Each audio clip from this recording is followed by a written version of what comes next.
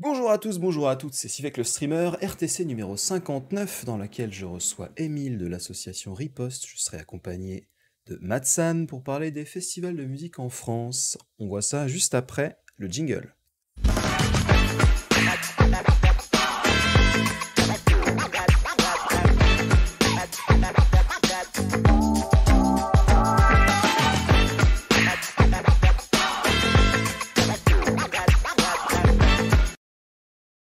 Et bonjour tout le monde, j'espère que vous allez bien. Je le disais, RTC numéro 59 pour parler de la musique en France et notamment de l'organisation de concerts et de festivals. Je suis accompagné par Matsan. Comment ça va, Matsan?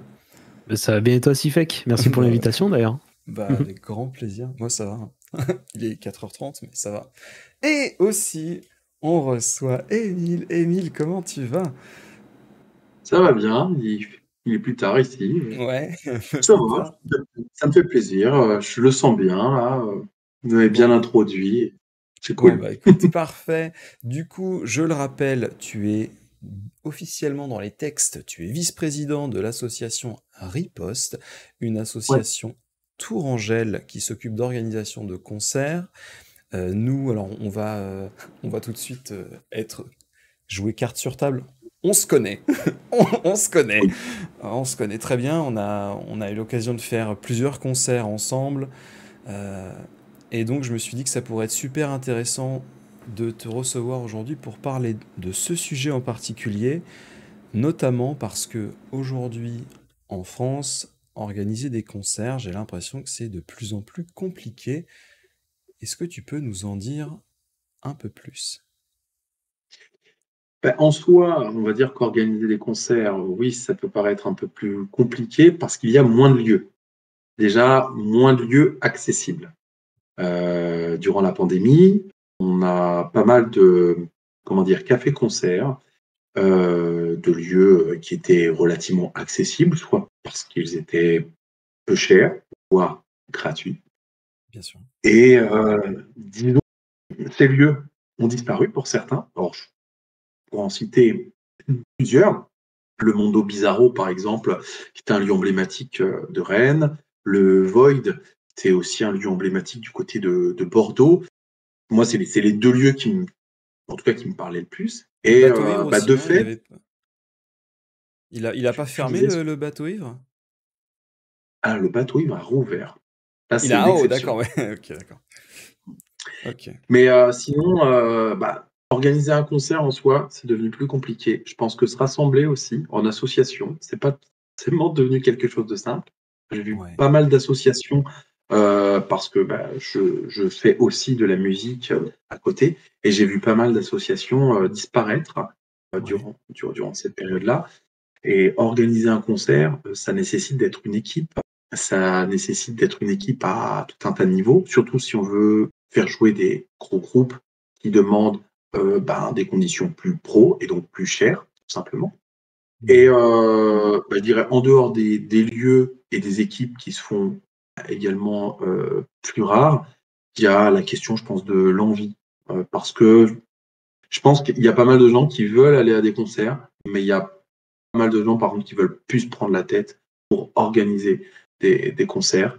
Alors, on peut faire ça aussi, je dirais, relativement en indépendant, en do it yourself, mais même ce genre de concerts, je dirais, tendent à disparaître dans certaines villes parce que ben, il n'y a plus beaucoup de lieux. Même un simple bar, certains lieux, moi, ce que j'appelle des déserts culturels, n'existent plus ou peu. Et c'est à ce niveau-là, ben, délicat. D'accord. Parce que tu vois, du coup, toi, Matsan, tu vis dans le sud. Est-ce que c'est un Ouais. truc que t'as déjà noté ça, il y a de moins en moins peut-être de dates ou de lieux? Oui, en fait, le peu de lieux qu'on avait vraiment sur le côté, déjà un qui était super connu, c'était plus de la musique techno et tout. Il a dû fermer parce que ça faisait plus de sous, ça faisait plus de ronds, donc les gens, au lieu de survivre, préféraient, ils se sont dit non, mais on peut plus forcer là-dedans, quoi. Donc ils ont fermé. Et au final, si je veux voir un grand concert, j'ai soit les arènes de Nîmes qui sont pas loin, soit une SMAC, donc le Paloma qui est à Nîmes aussi, quoi. Et c'est les deux seules grosses scènes en quelque sorte où où je peux avoir des super musiciens, des vrais shows, des grands shows et tout. Sinon, il y a quasiment rien, quoi. C'est des petites salles où c'est des artistes locaux, qui sont pas mauvais d'ailleurs. Attention, les artistes locaux, des fois, on a des sacrées pépites. Et il faut toujours aller les soutenir quand on peut. C'est jamais trop cher pour soutenir un artiste local. Donc faites-le si vous pouvez. C'est hyper important et ça permettra peut-être d'avoir aussi justement de garder ces trucs-là, quoi. Ça pourrait être super important, quoi. Tu voulais Mais ajouter un truc sinon, du ouais, coup, sinon c'est pas. Émile, sur le sujet, vu que tu avais envie de réagir sur... Oui, non, c'est parce qu'il parlait de Paloma. Et moi, c'est une salle que j'ai particulièrement appréciée parce que j'y ai joué il y a un moment, c'était avec Hypnose. Et Ah oui. non, c'est une super salle. C'est une super salle. Ah, C'est c'est vraiment une super cool. super équipe. Et c'est vrai que ça m'avait fait bizarre parce que quand on avait joué à Nîmes, mais le monde qu'il y avait dans cette salle, alors que, on va pas se mentir, certes, Hypnose, ils étaient plus ou moins du coin, et on jouait avec un groupe local aussi qui ramenait pas mal de monde. Mais de là à quasiment remplir un club qui était un gros club, parce qu'en fait, on a des clubs de 300 personnes dans certaines SMAC en France. Et je crois que ça doit être le cas à Paloma. Et c'est cool. Tu vois, Le chiffre. on nous fait remarquer une petite chose dans le chat, c'était on avait le Furia Sound Festival à Cergy qui était génial et qui a été supprimé en 2011, et je pense qu'il y a aussi beaucoup comment dire, de festivals ou de concerts un peu emblématiques, tu vois, de dates un peu récurrentes qui ont carrément soit été supprimées ou alors c'est mis en pause. Et tu vois, là, c'est 2011, donc c'est pas, ça n'a aucun rapport avec le Covid, hein. C'est vraiment largement antérieur. Mais tu vois, même déjà avant, ça pouvait être compliqué d'organiser des concerts. J'ai l'impression, et justement, je voudrais ton avis là-dessus, Émile, aujourd'hui, on va avoir soit des grosses scènes avec des groupes hyper connus qui viennent de l'étranger, ou alors les tout petits parce que ça coûte très peu d'argent pour organiser le truc, mais ce qui est vraiment entre les deux, c'est-à-dire les gens qui ont envie de se battre pour que ça marche, c'est peut-être un peu plus compliqué pour ceux-là, c'est eux qui en pâtissent, quoi. Bah, disons que faut avoir de gros moyens ou un gros réseau. Je pense qu'on veut faire des gros événements. Euh, des petits événements ou des événements à taille humaine. Moi, j'ai des souvenirs de villes comme ça dans lesquelles on passe avec mon groupe de musique occasionnellement, euh, qui vibrent d'elles-mêmes. Je pense, ça peut paraître un peu bizarre, mais l'extrême pointe de la Bretagne, hein, Brest, Morlaix, c'est des zones qui vibrent très bien parce que les gens sont conscients que quand il y a du passage, il faut être là, qu'il va se passer quelque chose. Mais il y a des endroits, comme ma ville, hein, Tours, Ouais. où il peut se passer pas mal de choses, mais où les gens ne se bougent pas forcément. Et ce qui est vraiment rageant, c'est qu'on a des grosses productions qui font des événements, qui marchent plus ou moins bien, mais en général quand même qui marchent. Et j'identifie souvent le public dans certaines villes, dont la mienne un peu, à des papillons. C'est-à-dire que, en fait, alors, ça peut paraître très péjoratif, hein, ce que je vais dire, mais en fait, les gens vont là où ça brille le plus, là où Ouais. l'intensité de la lumière paraît la plus forte, mais c'est pas là où la lumière est la plus qualitative.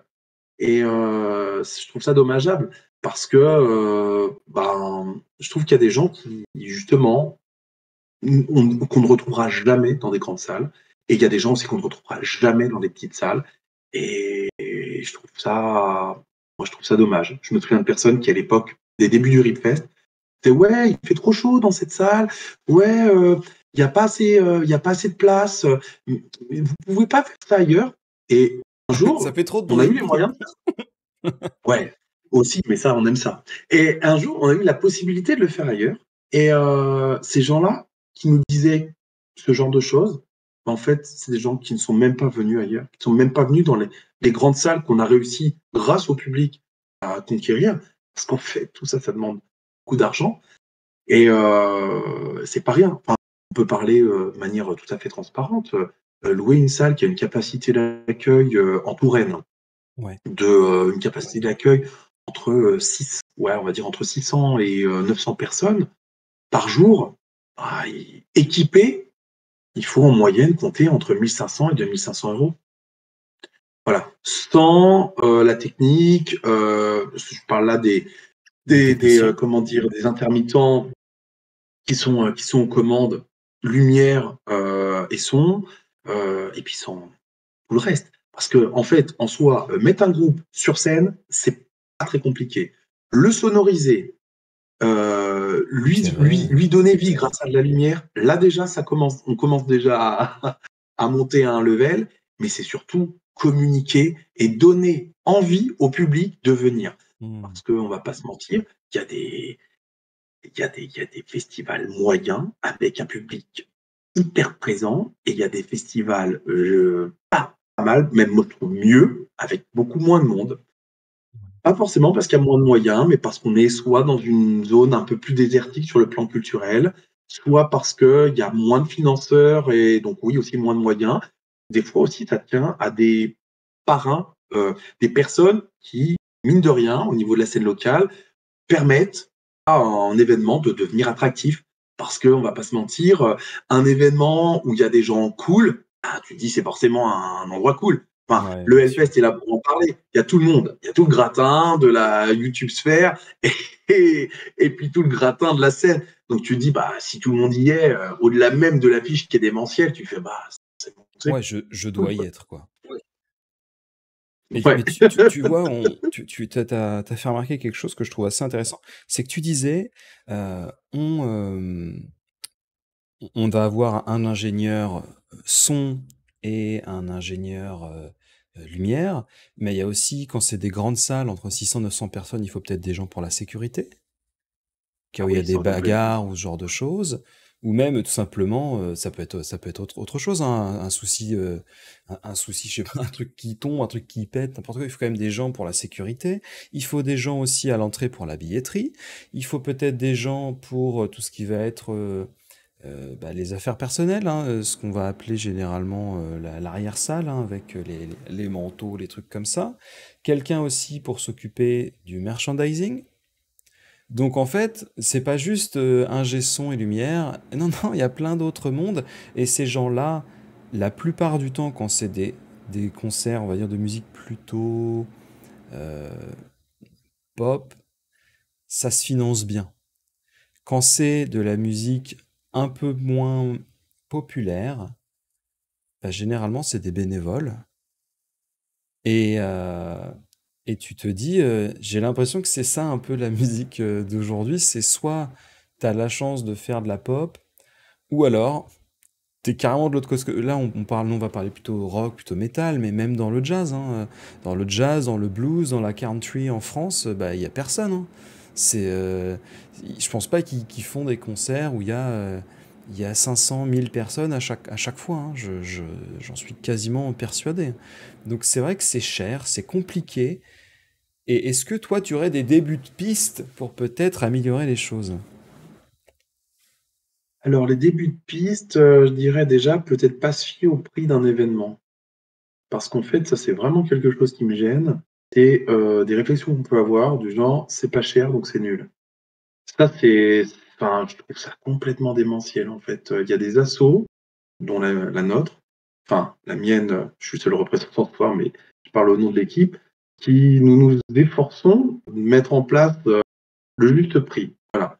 Ça nous est déjà arrivé de se planter, mais on n'a juste pas envie de faire payer les gens plus cher que ce que nous, on mettrait pour un événement, parce que l'idée aussi, c'est de pouvoir rendre les choses attractives et puis permettre à des curieux de venir. Parce que si c'est pour rester entre amateurs de musique extrême, ouais, c'est sûr, on sait bien ce que c'est qu'un metalhead ou un hardcore kid, peut lâcher pas mal de fric, quoi, tant qu'il est passionné. Mais nous, en tout cas, au sein de notre association, l'idée, c'est de pouvoir partager. Donc, à ce niveau-là, déjà, ça change pas mal de choses. Je crois que j'ai perdu le fil de la question, et donc je vais te demander de me la reposer, parce que là, je suis en Non, train de... est-ce que tu aurais des pistes pour améliorer un petit peu les choses dans la musique? Tu vois, j'ai vraiment l'impression que aujourd'hui, il y a tout qui coûte cher. Est-ce qu'il y a des Oui. solutions peut-être pour réduire ces coûts? Alors, réduire les coûts, je ne sais pas. Parce que ça, c'est une question de réseau. Quand on est une jeune association, c'est toujours bien de pouvoir engager des discussions tarifaires avec des partenaires qui n'en sont pas encore. Par Ouais. contre, le soutien politique, ça devrait être indispensable. Euh, Ouais, J'estime qu'à un moment c'est-à-dire, donné, même si c'est à perte, tu peux le maire de la ville pour dire oui, mais moi je veux dans ma ville qu'il y ait de la musique. Donc oui, je donne plus facilement les accords, plus facilement oui. l'accès peut-être au réseau de communication de la ville, etc., quoi. Et ça, je dirais que ce serait Bah, effectivement une économie, ouais. là, on a un bon exemple avec le festival. Alors, nous, notre festival se décline sous deux formes. Un festival estival, donc le Ripfest, et le festival hivernal, le Winter Rip. Il se passe dans deux villes d'agglomération tourangelle et on a, je dirais, un soutien distinct de la Mhm. part des mairies, mais un soutien manifeste. Voilà, ils nous soutiennent en fonction de leurs moyens. Il s'agit de deux salles municipales et on va dire qu'à ce niveau-là, ben, pouvoir permettre d'aider le développement d'un festival, avoir un soutien politique, ça me paraît quasiment indispensable. Ça permet d'avoir une marge de manœuvre quand même sur le prix de la salle. Et on ne va pas se mentir, le prix d'une salle, pour un jeune festival, souvent, ça peut représenter un quart du budget, hein, facilement, voire plus. Hein. Euh, et c'est donc pas négligeable, je pense, d'avoir ce soutien-là. Je dirais, je pense que c'est même un des soutiens indispensables pour un jeune festival, pour perdurer. Tu parlais du budget. Euh, Comment est-ce que quand on est une jeune association, alors vous êtes plus trop jeune maintenant, mais dans les premières années, comment est-ce que tu trouves cet argent-là? C'est de l'investissement personnel, c'est... Ouais, il y a pas mal d'investissements personnels. Enfin, on va pas se mentir, on est des passionnés. Moi, je compte pas l'argent que j'ai pu balancer en communication, en frais d'essence, en frais de colle, en frais Ouais, de nourriture, parce que souvent, pour pouvoir équilibrer le budget, il y a des choses que tu comptes pas. Et puis, en huile de coude, parce on a toujours eu des bénévoles complètement dingues qui ont pu passer des fois des heures avec nous à monter, démonter. Euh, Tout ça, c'est énormément d'investissement, on va pas se mentir. Mais oui, oui, pour répondre à la question, il y a pas mal d'argent personnel qui est passé. Mais j'ai par contre aucun regret là-dessus. ah oui, non, non, c'était pas À l'heure l'objet de la actuelle, question, bien sûr. ouais, à l'heure actuelle, en tout cas, je trouve qu'on s'équilibre un petit peu mieux, même si on a perdu pas mal d'argent au début notamment, même si on en a encore perdu l'an dernier, malheureusement. Et on est parvenu à équilibrer. Pour lancer tout ça, c'est la scène. C'est vraiment les petits concerts où peut-être que certains groupes locaux regretteront ou ont regretté qu'on les ait à l'époque mal payés, à commencer par mon qu'on n'a même pas payé. Il y a beaucoup de groupes locaux qu'on ne payait pas, en fait, hein, tout simplement à l'époque sur les organisations qu'on faisait en bar. Mais tout ça, ça nous permettait d'avoir un fonds de trésorerie et de lancer. Je crois que Riposte Asso, c'est né en 2012. Parce que là, on va fêter les 10 ans plus 2 à Au quart de tour cette année. Mais bon, c'est Ouais, un peu ouais, je vois ce que... particulier. Avec, il y a eu la parenthèse Covid. Voilà, le Covid ne nous a pas permis de fêter les 10 ans, mais les 2 premières années, on a clairement charbonné à faire du concert, voilà, faire du concert en café-concert, en bar, et puis ça permettait à chaque fois de mettre de côté un petit peu d'argent, et puis bon, à un moment donné, tu arrives à obtenir 3-0, et tu te dis, bon, allez hop, pourquoi pas, on va se lancer. Et Et là, c'est le début des emmerdes.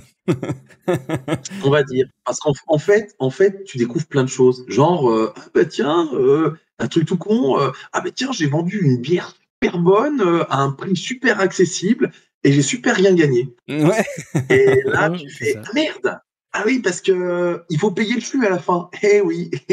Et là, quand tu payes le prix du fût, tu fais ah mais en fait mais j'ai fait une marge de naze quoi. Ah oui, ah ben zut. Et mais j'ai quand même des groupes à payer, une salle à payer, des techniciens à payer, de les frais de com à payer.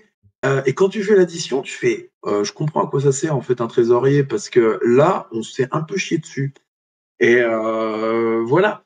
Alors, autant l'histoire du festival, la première année, on a dû perdre en toute transparence 500-600 € et on a eu des dons en interne qui nous ont permis de nous rétablir. La deuxième année, on dégageait un bénéfice assez fou. On s'attendait pas du tout à ce que ça fonctionne pareil.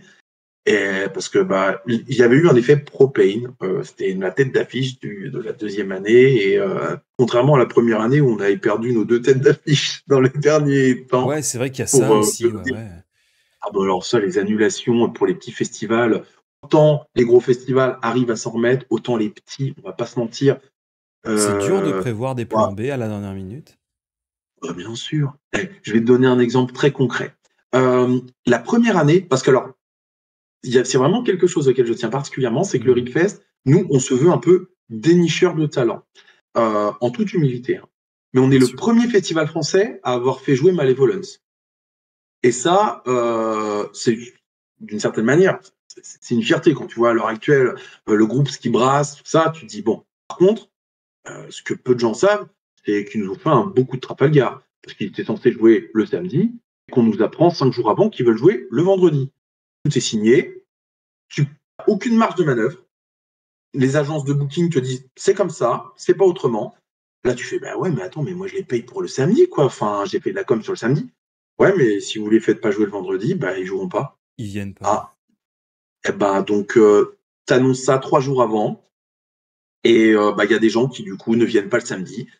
Des gens qui, enfin, il y avait du coup peut-être plus de monde le vendredi qu'il y aurait dû avoir et moins le samedi. En bref, tout ça, c'est des aléas. Pour revenir à l'historique du festival, la deuxième édition, on est vraiment hyper bien sorti. Je pensais pas que l'effet propane aurait un tel, comment dire, effervescence. Ouais, un tel La engouement, troisième ouais. édition, on s'est retrouvé alors dans une configuration particulière, puisque le festival, un gros festival mainstream qui s'appelle Terre du Son, qui est financé euh, en grande partie par le Crédit Mutuel et avec une autre partie par nos impôts, avait mis en tête d'affiche Gojira le samedi. Alors ça, on l'avait pas forcément vu venir. Et disons que ça a été assez difficile parce qu'on s'est retrouvé, nous on était un petit festival à l'époque, dans une salle qui pouvait accueillir 200 personnes. On s'est retrouvé avec un vendredi avec plus de monde que le samedi. Le samedi, je crois qu'on devait être entre 120 et 130, alors que on accueillait à l'époque une telle affiche. C'était Born From Pain qui avait pas joué en Touraine depuis, si je dis pas de bêtises, à l'époque, ça n'avait pas joué depuis 9 ans ou 10 ans. Et on avait Ghoul, qui est un groupe, pareil, c'est des groupes assez underground, mais un groupe de trash emblématique. Enfin, pour les fans de Gouard, c'est vraiment, mais c'est vraiment le nec plus ultra, c'est top. Et là, tu fais, bah, merde. Et notre quatrième édition, ça a été une édition méga top. Et on se dit, putain, mais au Rickfest, c'est quoi? C'est une édition sur deux, faut se Ouais, casser c'est la gueule. ça. Parce que la cinquième, contrairement à, elle aurait dû se casser la gueule si on suit la logique. Ben non, elle s'est bien passée et pourtant on est passé dans une grosse salle. Là, on a fait un gros bond, on est passé dans une salle de 200, dans une salle de 800 personnes. Alors certes, il y en a beaucoup qui ont dit ouais, ça sonnait un peu creux, c'était différent, mais on l'a fait. Et par contre, la sixième édition, elle a malheureusement, pour des raisons que je pourrais peut-être développer plus tard, Bien sûr. je trouve que l'affiche était très correcte, mais que malheureusement, le Covid nous a foutu des bâtons dans les roues, pas forcément en termes de communication, mais je pense en termes d'envie. Et puis alors moi j'ai des statistiques à la clé, parce qu'on a beau être un petit festival, on a quand même envie de savoir qui vient. Faut savoir que jusqu'à notre cinquième édition, on avait quand même 2 tiers de notre public sur les 3 dernières éditions qui étaient extérieurs à la région centre.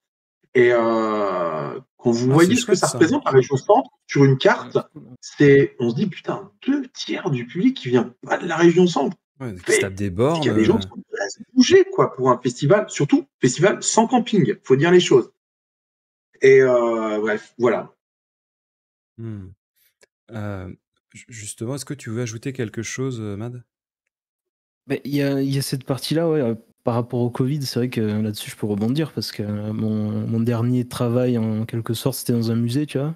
Et moi, j'ai repris juste la saison après le Covid. Et c'est vrai qu'il y avait en fait, je sais pas si c'est une peur, c'était une peur chez les gens et tout, mais il y avait beaucoup moins de personnes. Juste post-Covid, tout était ouvert, tout était accessible. Mais je pense que les gens en ont tellement eu marre d'avoir ces annulations, ces trucs comme ça, et le fait de ne pas pouvoir faire ce qu'ils veulent, qu'au final, ça les a un peu, si je peux dire, castagnés quoi, dans mon langage. Et c'est pareil, je vois avec le collègue, j'ai un collègue qui, pareil, il est prestataire de service, et avant le Covid, ça se passait super bien. Il était toutes les semaines, il était pris, tous les week-ends, il était pris. Bah, après, il y a eu le Covid qui est tombé, ça a été super dur. Et heureusement qu'il a eu le minimum de subventions. Alors ça, je sais pas si d'ailleurs tout le monde a eu droit aux subventions pour tenir, mais bon, ça c'est notre débat, mais voilà. Et post-Covid, pareil, ça a mis 1 an avant de se relancer comme il faut et avant qu'il retrouve des prestations, quoi. Donc je pense que ça a dû coûter, et je pense que c'est ça qui a coûté aussi à certaines associations et certains petits groupes en gros qui voulaient faire leur truc et qui du jour au lendemain pouvaient plus, quoi. Et quand ça se relance pareil ou pas? C'est une question ouverte à vous Je deux, sais hein. que chez mon Quand ça se alors relance chez après mon le collègue, Covid, ouais. Ouais, je veux dire, quand ça bah, se relance post-Covid, ça se relance pareil ou bah, ça met du temps? nous, ça s'est pas relancé pareil, hein. On va pas se mentir. Je parlais statistiques. La dernière édition du RIPFest, on est passé de 2 tiers de public extérieur région centre à 3 quarts région centre. Donc, parce qu'il faut pas oublier une chose, hein, c'est la crise énergétique. Parce que Aussi. finalement, le prix du gasoil au mois de juillet de l'an dernier, en plus de la paranoïa latente liée aux Ouais, ouais. annulations ou liée également à ce putain de virus, enfin, moi je vais le Ouais, dire en toute transparence, hein, tout cumulé, je c'est vrai que ça commence. fait beaucoup, quoi. Ouais, ben, je vais te dire les choses vraiment en toute transparence, hein. Un mois avant le festival, on a quand même drainé sur la plus grosse journée du samedi, je crois qu'on devait être entre 230 et 260 entrées payantes. Ce qui est risible, hein, c'est vrai, dans une très grosse salle, mais bon, je trouve que quand même ça avait de la Au gueule vu parce du que contexte, entre ouais. les groupes, les bénévoles, les artistes, parce que nous tous se mélange, les invités, finalement on était allé quoi, un bon 400, donc ça se ressentait pas tant que ça, mais c'était le rapport humain en fait, tout simplement. Enfin, à ce niveau-là, il y a vraiment quelque chose de briser. Moi, je commence juste après la fin là, de cette pandémie, juste à refaire spontanément la bise à des personnes, à plus trop se demander wow, comment on se dit bonjour. Tu checkes du point, tu dis bonjour comme un Sims, tu fais comment, toi? Enfin, on sait plus. Moi, des fois, j'avais l'impression d'être dans un espèce de monde où waouh, On a on a perdu l'impression de les redécouvrir les codes rapports humains, sociaux, quoi. quoi. Ouais, ouais. Ouais, complètement. Mais tu vois, tu parles de quelque chose là que je trouve assez intéressant, c'est que j'ai cette impression, en tout cas aujourd'hui, moi, que on arrive un petit peu dans une espèce de période où il y a tellement de choses qui ont été mises en stand-by pendant très très longtemps. Aujourd'hui, j'ai l'impression que c'est comme si, c'est même pas juste il y a une parenthèse, c'est on est obligé de revenir presque au début comme si c'était les stades de la 6e édition post-Covid, c'était le premier. Comme si c'est genre, ça n'avait jamais existé, et donc voilà, c'est genre l'an zéro. C'est genre, va falloir refaire vos preuves, parce que là, les gens, ils sont paumés. Ils sont paumés. Bah, vis-à-vis du festival, il y a un peu de ça. Disons qu'on a toujours les habitués, les éternels, qui ont été là. Et je les remercie ô combien parce que on a beau se gameler, nous, sur notre 6e édition. Si à ce jour, on a réussi à renflouer les caisses, je dirais, à hauteur des 3 quarts de notre perte, parce que je pense qu'on a dû perdre entre 2300 et 2600 euros à peu près. Euh, grâce à un concert de soutien qui nous a énormément rapporté, grâce à des ventes de t-shirts et grâce à des dons spontanés et notamment des soutiens d'autres associations qui sont a priori mieux sorties que nous et on est très content pour elles. À l'heure actuelle, franchement, on s'en sort plutôt pas mal, mais c'est vrai qu'il y a cette appréhension de la suite où on se dit mais comment on va faire parce que bah, moi, je n'oublie pas qu'un mois avant la dernière édition du festival, on avait, je crois, même pas vendu 50 places. Et, euh, et je sais que je me vous revois en réunion Est-ce avec qu'on annule? tous les bénévoles, dire mais on y va, on y va, on y va. On voyait beaucoup de festivals s'annuler les uns après les autres, dire ouais, on annule, il n'y a pas assez de prévente et tout ça. Et comme tu dis, Cyril, on vient au monde d'avant. Et je fais, ben, imaginez, les préventes, ça n'existe pas. On faisait comment avant? Moi, je suis allé voir des concerts à l'époque où il n'y avait ni Facebook, ni réseaux sociaux. Mais t'es C'était juste vieux! un article dans un journal, une affiche que tu croisais par hasard. Et c'est vrai qu'à l'heure actuelle, ben, Le moi, le bouche à j'utilise oreille. ouais, Eh en oui. beau boomer que je suis, j'utilise un peu ce que j'appelle le thermomètre Facebook en me disant ouais, un événement où il y a 200 personnes présentes, et ben normalement il y aura 200 personnes. Sauf que maintenant ça veut plus rien dire. Je te donne un exemple très concret. Le concert de soutien au RIPFest qu'on a organisé le 1er avril, sans blague, au Bateau Ivre à Tours, il y avait sur l'événement 92 présents. J'ai dit aux gens de l'assaut, je pense qu'on ne va rien gagner sur cette soirée prix libre. Hein. On a une salle en loc en tant que sociétaire aux environs de 360 euros. On fait prix libre, 90 personnes avec un panier moyen de 3-4 euros. On va pas aller chercher bien loin. Et bah, je te la fais comme ça. Il y a eu sold out. On a eu en moyenne sur tout le concert, on a eu entre 260 à 280 personnes sur toute la soirée. Il y avait des gens qui partaient, il y avait des gens qui rentraient. Et ça ne s'est jamais arrêté.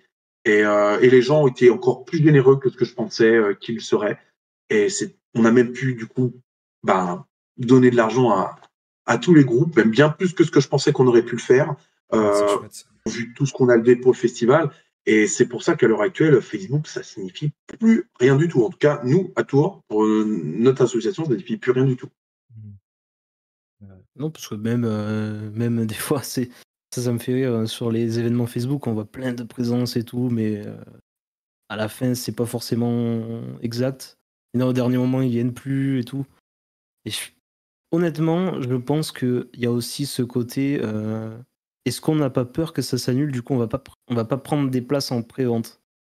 Peut-être ce truc aussi à se dire, on a peur de l'annulation, donc au lieu de. Parce que je sais qu'il y a un festival en France dont je tairai le nom qui galère à rembourser les gens qui n'ont pas pu venir à cause des annulations. Et je pense que les gens en ont juste eu marre de ça et que maintenant c'est plus on prend sur place. Et moi, je préfère aussi prendre sur place, honnêtement, parce qu'on peut. Voilà, je trouve que c'est un peu plus cool de prendre le ticket juste à l'entrée, quoi, si c'est D'ailleurs, possible évidemment. je me permets juste de rebondir avec ça. Euh, Ouais. les prix généralement en pré-vente sont moins chers. Ouais. Quand les gens payent le plein pot sur place, la différence, ça va dans votre poche? Ou alors il y a une taxe magique qui arrive, la taxe magique qui récupère la marge Non, ça va, vous avez quand même, quand les gens payent plus cher, c'est pour vous. Oui et non, en fait, parce Oh que non, ça c'est dépend pas de vrai quoi. l'association. Ça, Non, c'est triste mais par non, contre. mais si, mais c'est pas une blague. En fait, il faut savoir comment ça fonctionne. En fait, la SACEM, il y a Ah, deux c'est pas vrai. solutions pour un festival. Soit le festival déclare à l'avance l'intégralité des œuvres jouées, tout en sachant qu'on ne sait pas exactement ce qui va être joué, Bah oui, on va bien sûr. pas se Il n'y a pas de mentir. prompteur, hein, Et donc c'est rock'n'roll. Hein. donc, ouais, donc soit en fait il y a ça, et bah, grosso modo, on paye les œuvres déclarées au répertoire de la SACEM mondiale, hein, parce que bon, la SACEM, ça vaut ce que ça vaut en France, mais bah, il y en a aussi ailleurs Ouais, ils ont en l'équivalent Europe. ailleurs, ouais. Ouais. Ou alors, on fait pas de prédéclaration, et alors là, c'est la merde. Et nous, c'est la merde depuis 6 éditions. Donc, on a décidé de changer. Parce qu'en fait, après, la SACEM nous demande notre chiffre d'affaires. Mais combien d'invitations il y a eu? Enfin, c'est vraiment. Franchement, il y en a. Enfin, je pense qu'il y a peu de petits organisateurs qui me contrediraient. C'est la Gestapo. Ils Ah, mais arrivent, vous avez trop comptent, d'or, ils monsieur, je vous en raflent. prends une partie. Ah ben non, mais en fait, c'est très difficile, mais de travailler avec la SACEM quand on est un petit festival et quand les trois quarts, pour pas dire les 7/8 des groupes qu'on fait jouer, ne sont pas déclarés ou ne jouent pas des œuvres déclarées, parce que on a vraiment l'impression de payer quelque chose qu'on ne doit pas. Voilà. Après, je sais que c'est important pour les artistes intermittents. Ils font des choses bien. Mais moi, c'est souvent ce que je leur dis. Moi, l'argent que je vous donne, je veux qu'elle aille pour les petits.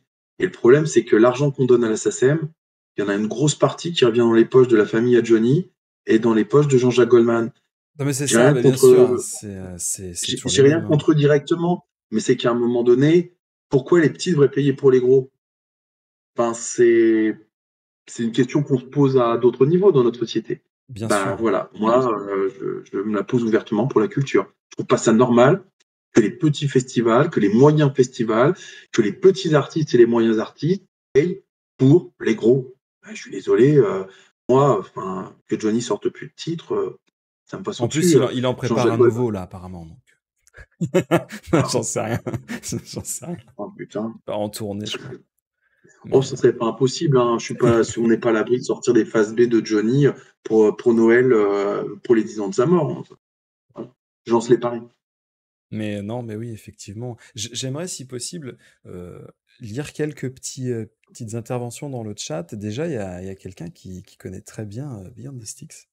Donc déjà, je Ah. trouve ça plutôt cool. Et donc, je lui demande, mais t'as joué avec eux? Il fait, ouais, ouais, j'ai joué, j'ai partagé la scène avec eux. Son groupe, c'était Made of Ashes, et ils ont joué avec vous à Antibes. Donc, Oui, alors ça, c'était un drôle de souvenir, cette soirée-là. Donc tu vois, il y a quand même des petites anecdotes qui peuvent partir de ça. Pareil, on nous dit, personnellement, je trouve que la communication pêche toujours. On a 3 grosses salles de concert, enfin de concert ou spectacles autour de ma ville, dont une à 850 places, et je vois toujours pas grand-chose sur les réseaux. On ne sait pas pourquoi, mais en fait, on n'est pas informé. C'est ce que tu disais, en fait. La communication, c'est vraiment quelque chose euh, qui est très très très dur à aborder, je pense, parce que on a peut-être aujourd'hui par facilité, on voit que les réseaux sociaux, mais est-ce que les gens qui sont sur les réseaux sociaux aujourd'hui, c'est des gens qui vont au concert? Ou alors est-ce que c'est pas justement des gens de la C'est vraie vie qui vont au concert? c'est une bonne question, parce que tu vois, on a dû dépenser avec le festival depuis l'annonce de l'affiche il y a 2 mois. Je sais pas, j'ai dû, en communication virtuelle, à mon avis, on a dû dépenser quelque chose proche de presque 200 €, un truc comme ça. Ouais. Quand je vois les retombées, Instagram, Facebook, bah, j'ai même presque plus l'impression d'avoir eu de retombées sur Facebook, étrangement, que j'en ai eu sur Instagram. Alors peut-être qu'on sait pas faire, parce que c'est un métier aussi. Mm. Mais là, à l'heure actuelle, on a quand même une community manageuse dont c'est le boulot à côté, même si elle est bénévole. Et je pense que même elle, elle est déconcertée vis-à-vis de certaines choses, quoi. Donc, ouais, est-ce que les gens qui sont sur les réseaux sociaux sont vraiment des gens qui viennent aux événements? Je ne sais pas. Disons, en tout cas, je pense que certains, oui, sur des gros événements, des grosses têtes d'affiche, mais est-ce que les petits concerts intéressent encore, ou est-ce que la scène indépendante et underground intéresse encore, je dirais, le, le, l'internaute moyen? Ben, j'en sais rien. En fait, je sais même pas si on est encore un pays curieux. Moi, c'est ce que je me pose comme Alors, question. tu vois, Pas si tu me sûr. permets de rebondir à ça, j'ai l'impression, en tout cas, parce que bah, moi aussi j'ai fait un peu de métal, hein, j'ai l'impression que le public de cette musique-là, c'est peut-être plus des gens qui sont sur Facebook qu'autre part. J'ai l'impression qu'autre part, ils sont plutôt justement à consommer la musique par single et pas par album et pas par concert. C'est très instantané, tu vois. C'est pour ça, tu vois, c'est un peu le public Netflix, tu vois. Ils préfèrent regarder quelque chose dans leur canapé plutôt que d'aller au cinéma ou alors d'aller voir une représentation, je sais pas, de théâtre ou quoi, tu vois. J'ai l'impression que Facebook, c'est un peu le journal d'Internet, tu vois ce que je veux dire? Les petites annonces sont encore là. Donc, c'est en tout cas C'est vrai. ce que j'en, de ma maigre expérience, hein, j'ai un peu cette impression-là. Et est-ce que l'objectif, c'est pas justement d'essayer de faire venir cette communication-là un petit peu de niche sur d'autres réseaux, notamment Instagram, TikTok en tête de proue? Je sais pas, parce que je sais pas si les gens qui utilisent ces réseaux-là sont intéressés, mais en tout cas, pour moi, c'est eux la cible. C'est-à-dire que les autres, tu communiques un tout petit peu, tu sais très bien ils ont déjà, ils follow tous les groupes, ils follow tous les festivals, et donc eux, ils vont être au courant. À un moment donné, ils sont au courant. Par contre, les autres, c'est ceux-là qu'il faut peut-être essayer de draguer un petit peu, tu vois. Mais je sais pas comment ça marche, tu vois, pour arriver à les draguer. Est-ce qu'on avait posé une question après, notamment pour la communication, comment est-ce qu'on fait, etc. Donc je sais pas s'il y a une vraie question derrière tout ce que j'ai dit, mais peut-être que ça peut te faire réagir. Ouais, disons que la communication, c'est quelque chose d'assez vaste et nous, on a essayé de la travailler au sein de notre association comme quelque chose d'assez panoramique. On est conscient que il faut essayer de toucher différents publics. Alors, à ce niveau-là, nous, on croit beaucoup en la communication physique, même si je sais que cette communication-là, à l'heure actuelle, va complètement aux antipodes de valeurs écologiques, parce que ben, c'est du papier, parce que c'est de l'encre, parce que c'est de l'essence, parce que c'est de la colle.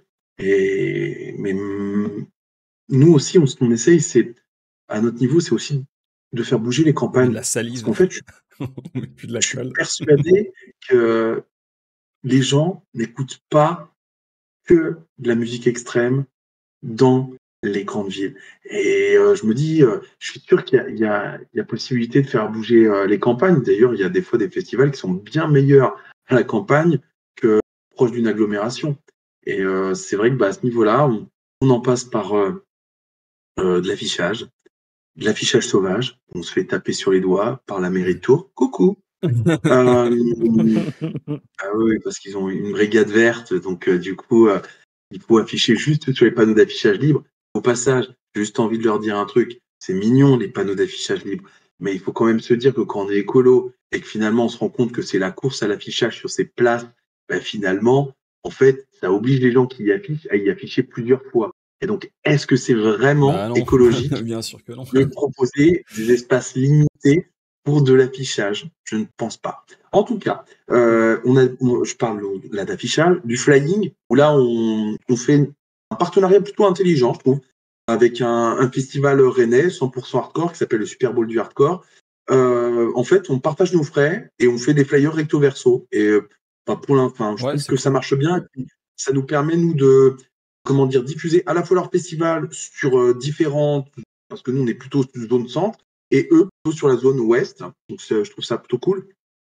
Après, on a de l'affichage en bar, parce qu'on a d'autres formats d'affiches du coup, on affiche dans les bars, des plus petits encore, qu'on affiche dans les magasins, sur nos voitures. Encore une fois, c'est do it yourself, mais bon, c'est comme ça que ça Ouais, marche. on nous avait dit sur les feux de signalisation, tu sais, sur la partie en métal, tu vois, c'est... Mais Ouais, en vrai, j'ai envie de te dire, pour moi, là où ça peut marcher, c'est les endroits où les gens s'arrêtent. ouais, Tu vois, c'est ils sont vrai, obligés de mais là où les regarder, gens ils sont en voiture, bah, il faut qu'ils regardent un truc, bah là, il y a une affiche. c'est Oui. vrai, mais en fait, je pense que les affiches, elles marchent surtout le mieux où le public est sensibilisé. Parce Ouais, qu'en bien sûr. fait, si tu mets une affiche bien placée dans les chiottes d'un Ouais. bar où tu sais qu'il y a en moyenne 50% de métalleux qui passent, bah tu vises juste.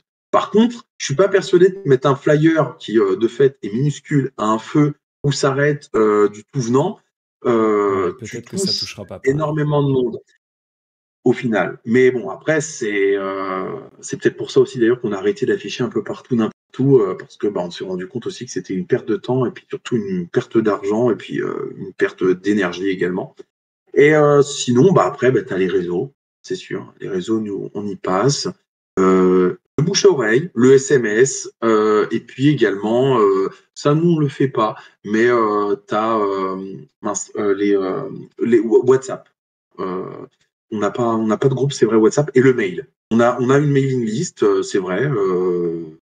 Euh, voilà, toutes les personnes qui ont participé au festival, ça représente à l'heure actuelle, depuis le début, 968 personnes, ce qui n'est pas énorme finalement, mais c'est que les gens qui ont acheté sur Internet. Donc, au final, ça représente quand même un petit peu, parce que comme disait Matson tout à l'heure, on a nous aussi des accros old school qui refusent de payer par carte. Qui prennent juste Et on leur comprend bien. prévente, soit dans un bar, parce qu'on vend aussi dans un bar et dans un salon de tatouage nos passes de jour. Et, mais ouais, on a des inconditionnels sur place ou voilà, c'est comme ça. C'est cool aussi. Enfin, on fait avec une différence, quoi. Alors, je vois qu'il y a des questions dans le chat qui étaient passées tout à l'heure. Donc, je vais remonter. Alors, j'ai une question qui demandait justement si t'arrivais à en vivre de ça. Ah ben non, pas Uniquement du tout. ça ou si t'es obligé. Voilà. Ben, pas du tout. Mais en même temps, j'ai jamais C'est plus de la organisé des sur. concerts pour en vivre. Si je voulais vivre de l'organisation des concerts, déjà, j'arrêterais d'organiser des inconnus. Parce qu'on va pas se mentir, Ouais. enfin, quand on regarde la programmation du Ripfest, on commençait au début, on avait une tête d'affiche, mais enfin cette tête d'affiche, en fait, pour nous à l'époque, ce qui était une tête d'affiche, c'était un groupe opener du Hellfest, en fait. Donc forcément, tu peux pas vivre de ça. À l'heure actuelle, on a un budget tête d'affiche il doit avoisiner les 12 000 ou 15 000 euros. Certaines éditions, je dirais plutôt 12 000 à mon avis, mais c'est risible parce que faut se dire que tout est proportionnel et pourtant c'est quelqu'un qui a eu 7,5 au bac de mathématiques qui vous dit ça, mais c'est plus on brasse de zéro et plus on en gagne des zéros.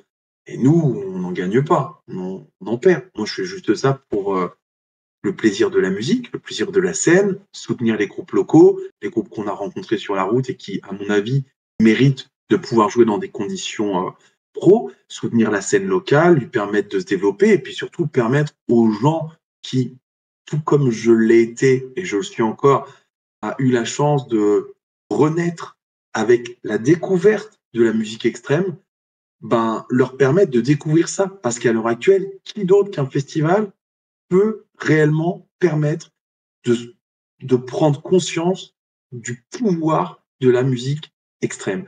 Ben, moi, je pense pas les réseaux sociaux pour le coup, et pas les clips vidéo non plus, parce que tout ça, c'est bien léché, c'est bien mignon, mais je Bien crois que la sûr. force de la musique extrême, elle est vraiment en live. C'est d'ailleurs pour ça que les gens y reviennent, et ils s'y trompent pas.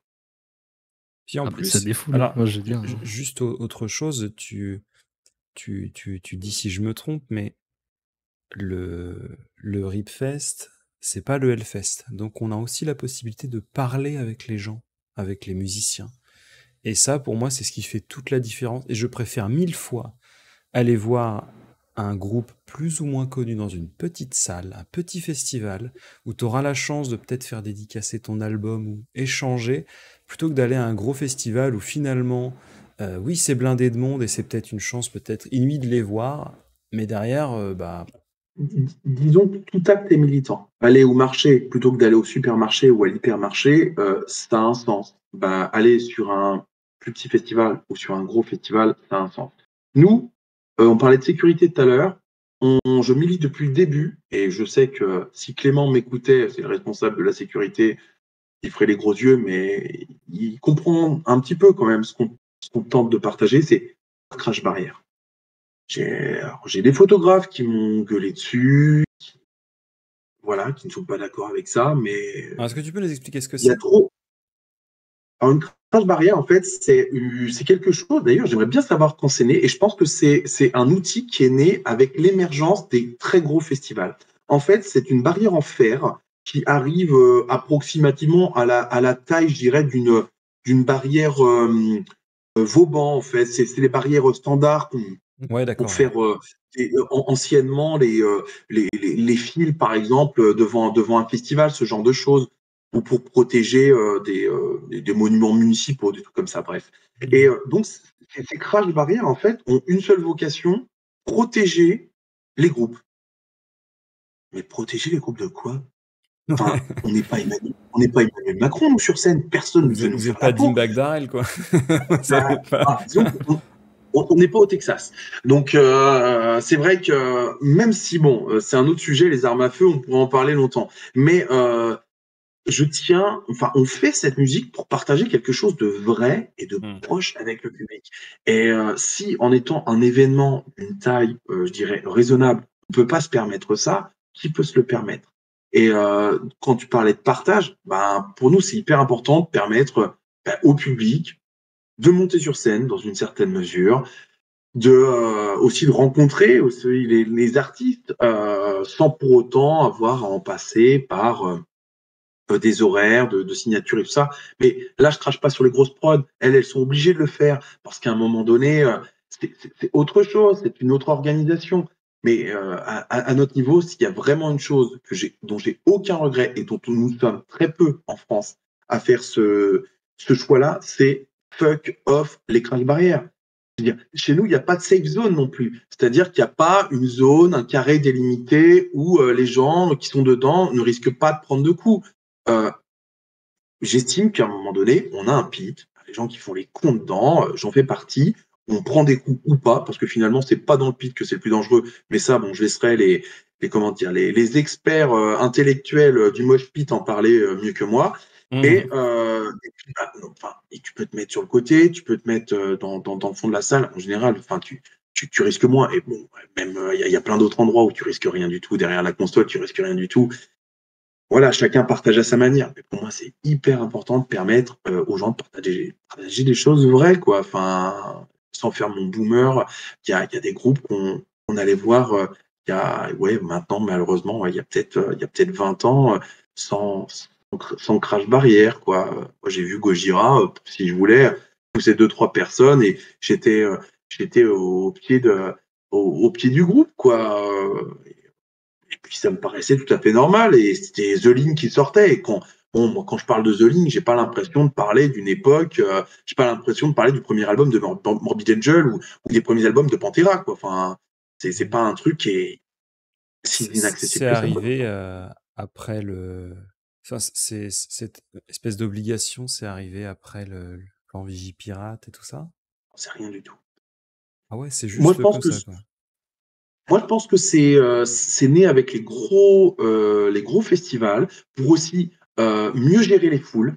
Parce que c'est vrai que on va pas se mentir, il y a des malaises et tout ça. Ça permet d'évacuer ce genre de crash barrière permet d'évacuer un malaise beaucoup plus facilement que s'il n'y en a pas. Ça, c'est sûr.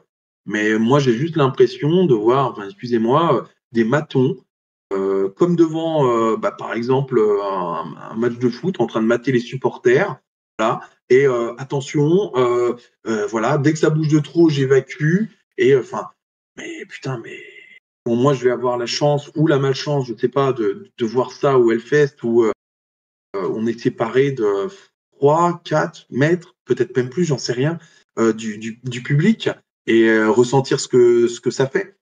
Mais bon, c'est le Hellfest. Ouais, voilà, c'est ça, bien sûr. Sur des festivals de taille moyenne En ou plein air, c'est petite pas pareil. aussi. Mais il y a des festivals en salle, et j'en connais à Tours, en Touraine, où il y a des crash barrières, et sincèrement, je suis pas persuadé qu'il y en ait, il y en ait véritablement besoin. Je vois je m'intéresse à tous les festivals en France de moyenne et de petite taille. Sincèrement, c'est 300, 400 personnes avec des crash barrières. Mais pourquoi faire? Je comprends pas.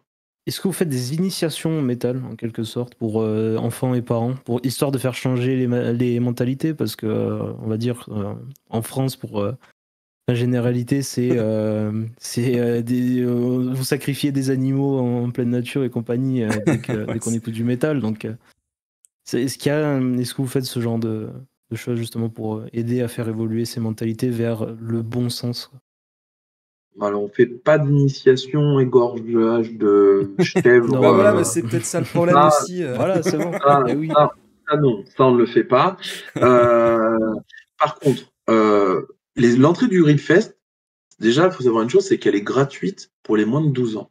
Non, si, elle est gratuite pour les moins de 12 ans, demi-tarif pour les 16, pour les 15 ans et demi, 12 ans et demi. Et j'estime que c'est déjà aussi un moyen, C'est déjà bien, ouais. C'est super. un moyen d'inviter les gens à venir, de pouvoir mettre en place ce genre de choses, parce que les festivals où les gamins payent, et où ça choque a priori pas grand monde. Des initiations, disons que moi j'aimerais bien, mais je demande à France 3 tous les ans en fait de passer sur l'édition régionale, mais étrangement, on n'a rien à faire. On n'a pas envie de parler de nous. Je connais pas la bonne personne à France 3. Heureusement, il y a des télés comme TV Tour, qui sont plus des télés de proximité, qui eux, depuis 5 ans, nous soutiennent et nous permettent de parler. Pourtant, à un public qui est pas forcément le nôtre, parce qu'on sait que TV Tour, c'est principalement regardé par un public âgé entre, je pense, 40 et 70 ans. Mais bon, on a quand même les copines et les copains qui bossent en EHPAD, qui nous regardent aussi. Et du coup, ils nous disent, ouais, je t'ai vu. EHPAD, maison de retraite, pour ceux qui connaissent pas le style. Ouais, mais...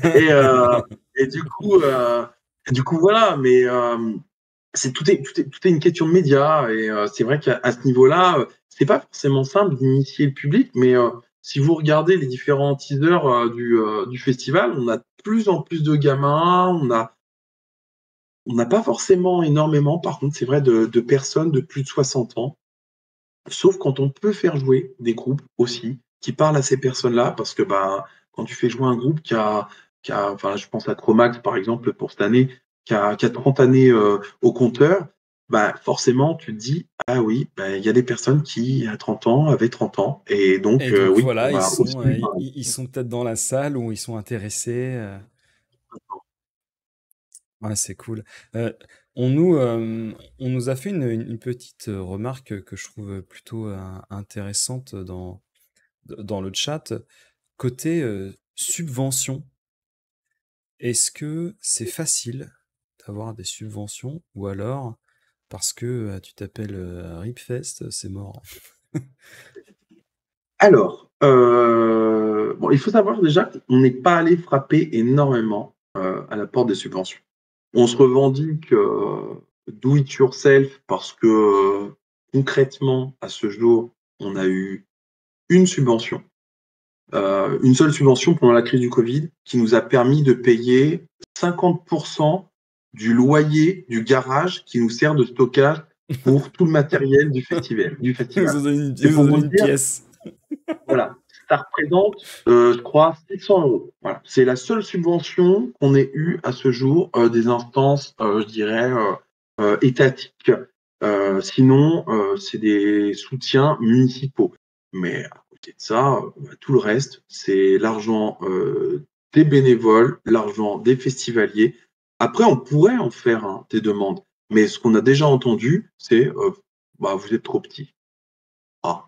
Donc en fait, on est trop petit, mais on n'est pas assez petit, par contre, pour vous payer des droits SACEM. Bon, j'interroge. Et j'en parlais à des collègues qui, eux, sont dans le milieu de la musique, qui me disaient, non mais Émile, chez nous, avec notre orga, en fait, on a une subvention SACEM, dont la moitié de cette subvention sert en fait à payer la SACEM. Je cherchais l'erreur, mais C'est des génies. finalement, je me dis, oui, d'accord. En fait, ils s'autofinancent. C'est original, mais De la main à la c'est une main. réalité. Ouais. Ouais, Mais en tout cas, on va plus chercher de subventions. Et c'est qu'aussi, on s'est pris pas mal de portes. Pourtant, pendant le confinement, on a eu du temps à tuer. Mais mais on s'est pris, il y a eu beaucoup de dossiers refusés. Et voilà, parce qu'on n'intéresse personne. On n'intéresse personne. La musique extrême, ça intéresse qui? Philippe Manœuvre et encore. Et sinon, quelques irréductibles gaulois qui tombent un petit peu pour certains dans le PAF.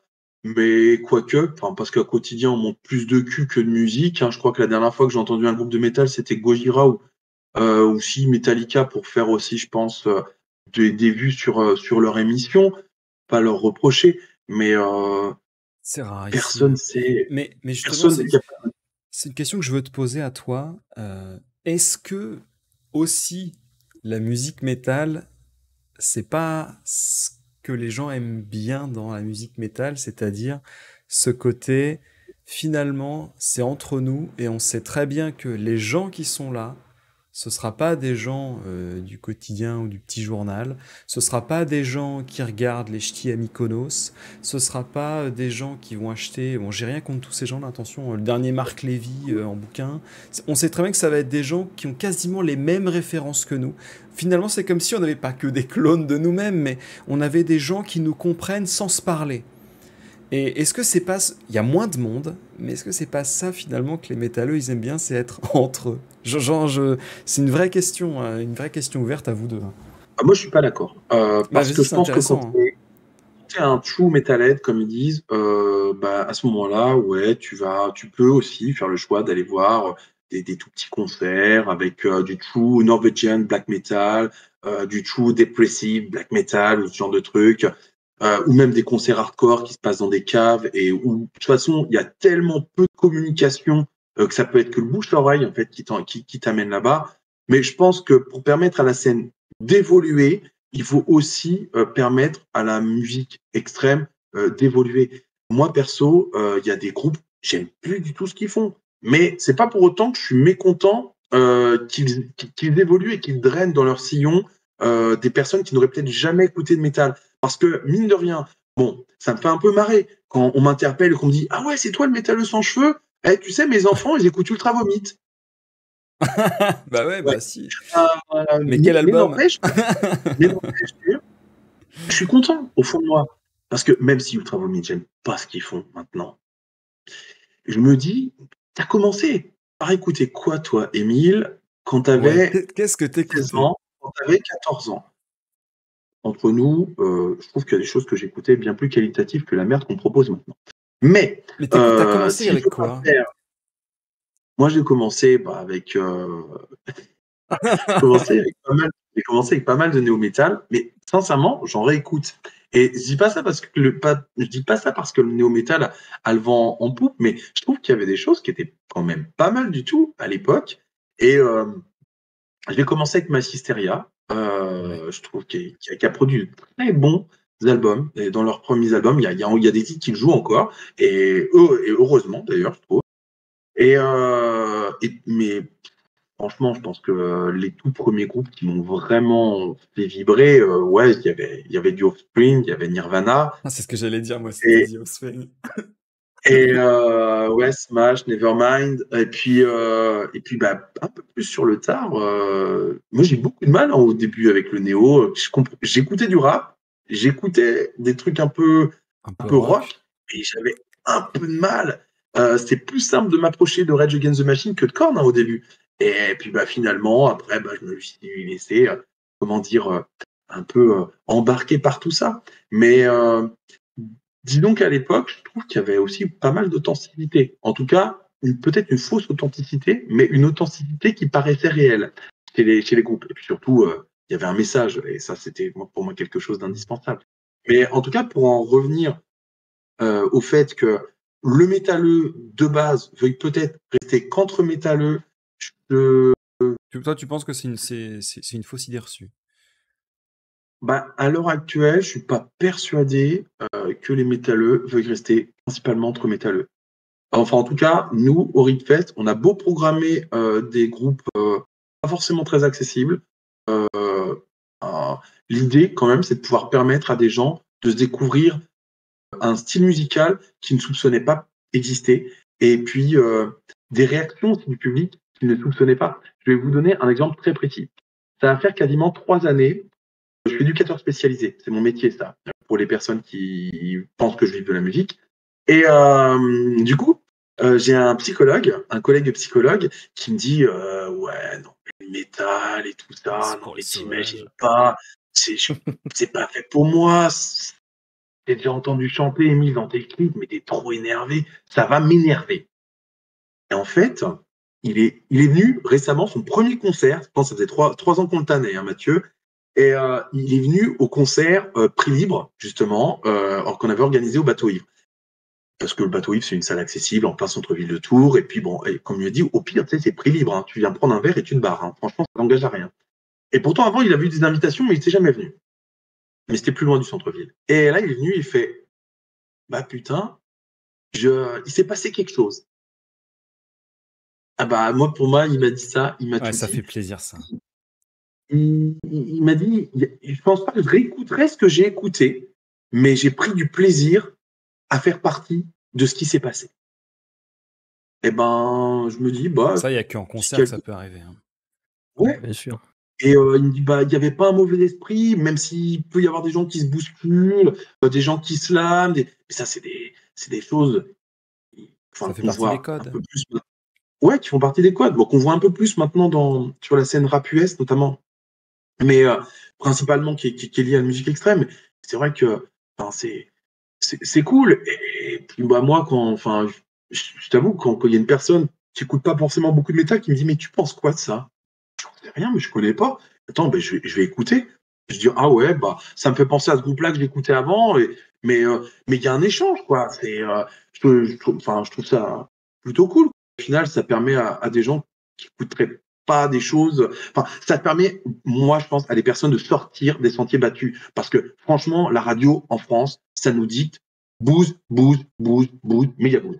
Et c'est chiant, quoi. Enfin, je veux dire, moi, je pense à mes collègues, par exemple, artisans qui bossent sur les chantiers, et j'en connais Ah un bon putain, paquet. il Ils a me font, pété direct, mon gars. ah Ouais, ouais, j'avoue, ah putain. ouais, ouais. Ah ben, ils écoutent Énergie eux aussi. Mais je veux dire, le métal, c'est pas que une musique d'érudit, quoi. À un moment donné, le punk hardcore, le punk, même le hardcore, c'est censé être une musique dite de classe populaire. Hein. Sauf que bon, à l'heure actuelle, si on écoute Énergie, on a le droit à Jul, on a le droit à Maître Gims, et puis on a le droit à peut-être encore du Jul et du reggaeton.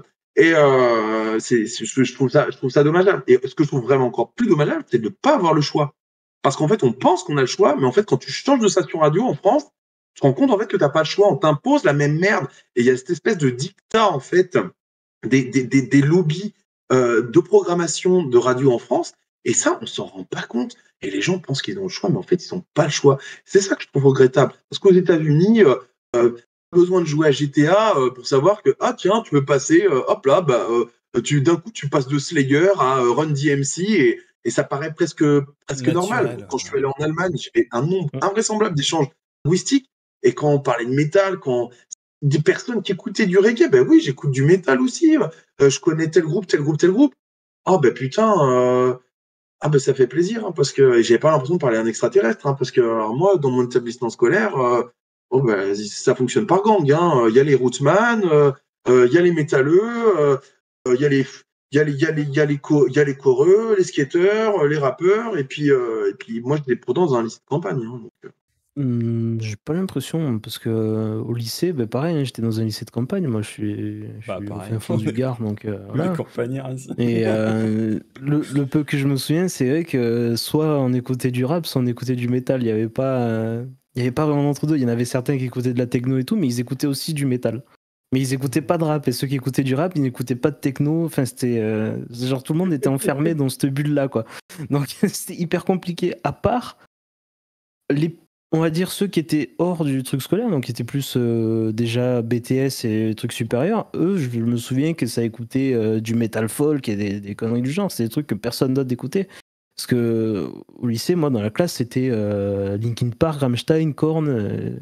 C'était, on va dire, les classiques, quoi, en quelque J'ai sorte. l'impression que la métal, c'est Et une musique de campagne presque, tu vois. Je ne sais pas. Parce que dans les grandes villes, les gens, ils écoutent pas ça. Hein. Ils écoutent du Sinclair. c'est bon. Du Sinclair. Oh, putain, Sinclair, ça fait un moment que j'ai pas entendu. Ils écoutent ce genre de truc, ça, j'ai l'impression. je sais pas si le métal c'est vraiment une musique de campagne. Je pense que c'est plutôt une question de contexte culturel et je pense que plus en fait il y a d'écoles de musique, plus il va y avoir de personnes qui peuvent potentiellement écouter de la musique. Et je trouve qu'aussi, comme tu disais, ce qui est dramatique, c'est que en France, on a complètement dissocié l'instrument des plateaux télé.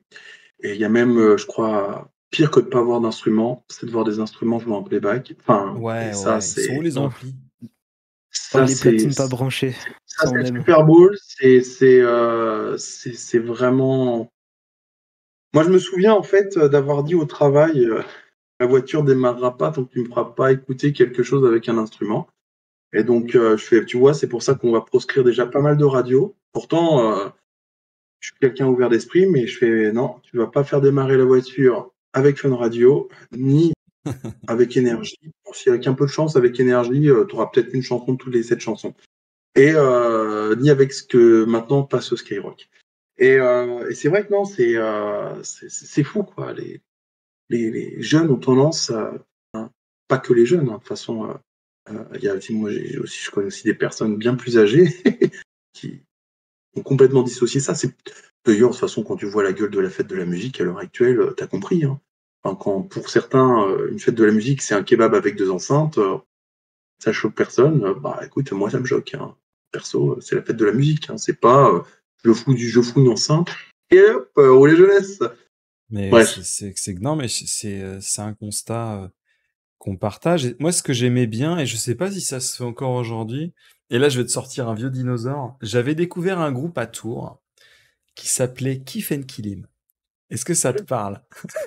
Oui, oui, j'ai déjà Eh vu, ben, j'en connaissais ça. c'est un groupe que j'avais découvert dans la rue. Ils jouaient dans la rue le jour de la fête de la musique. Je me rappelle très bien où d'ailleurs, mais ils jouaient dans la rue. Et je me dis, mais c'est c'est peut-être ça aussi la musique métal, ou en tout cas c'est une énergie que t'aimes ou pas en album. Ça, j'ai envie de te dire, c'est un peu ton problème. Mais je me rappelle, mes grands-parents étaient venus me voir en concert avec Holding Sand. Alors bon, ils étaient dans le fond, etc. Mais ils m'avaient dit, bah c'était bien, oh ça bouge, hein. Tu sais, enfin, alors qu'ils écoutent de la musette, tu vois ce que je veux dire? Donc je me Ah, dis, oui. tout le monde est capable en concert de déceler quelque chose. Ah, t'as vu les jeunes, ils ont l'air de s'amuser, et tout. Bah, c'est pas plus en fait qu'on demande. On ne vous demande pas forcément d'adhérer à toutes les. Oui, il y a eu forcément une image un peu sombre, des thèmes abordés un peu dépressifs, etc. Mais l'énergie, elle est là, hein, que tu sois d'accord ou pas, elle est là, hein. Et rien que ça, que les gens qui sont pas du milieu, ils arrivent à dire comme ton ami psychologue. Bah, j'ai ressenti un truc. Bon, ça, c'est gagné, hein. Bah, ce qui est en fait dommage, c'est qu'on vit dans un monde, plus on grandit, plus on est conditionné. Et en fait, ce que je trouve agréable chez bon nombre de personnes que je côtoie, je n'ai pas envie de les appeler métalleux ou coureux, j'ai pas envie de les stéréotyper là-dessus, c'est garder un peu cette âme d'enfant, prendre les Mmh. choses pour ce qu'elles sont et se laisser surprendre. Et je trouve ça bien parce qu'un enfant te rappellera, il va pas dire ouais, j'aime pas, c'est pas assez black note metal ou ouais, j'aime pas, c'est pas assez technique. Il va dire j'aime pas.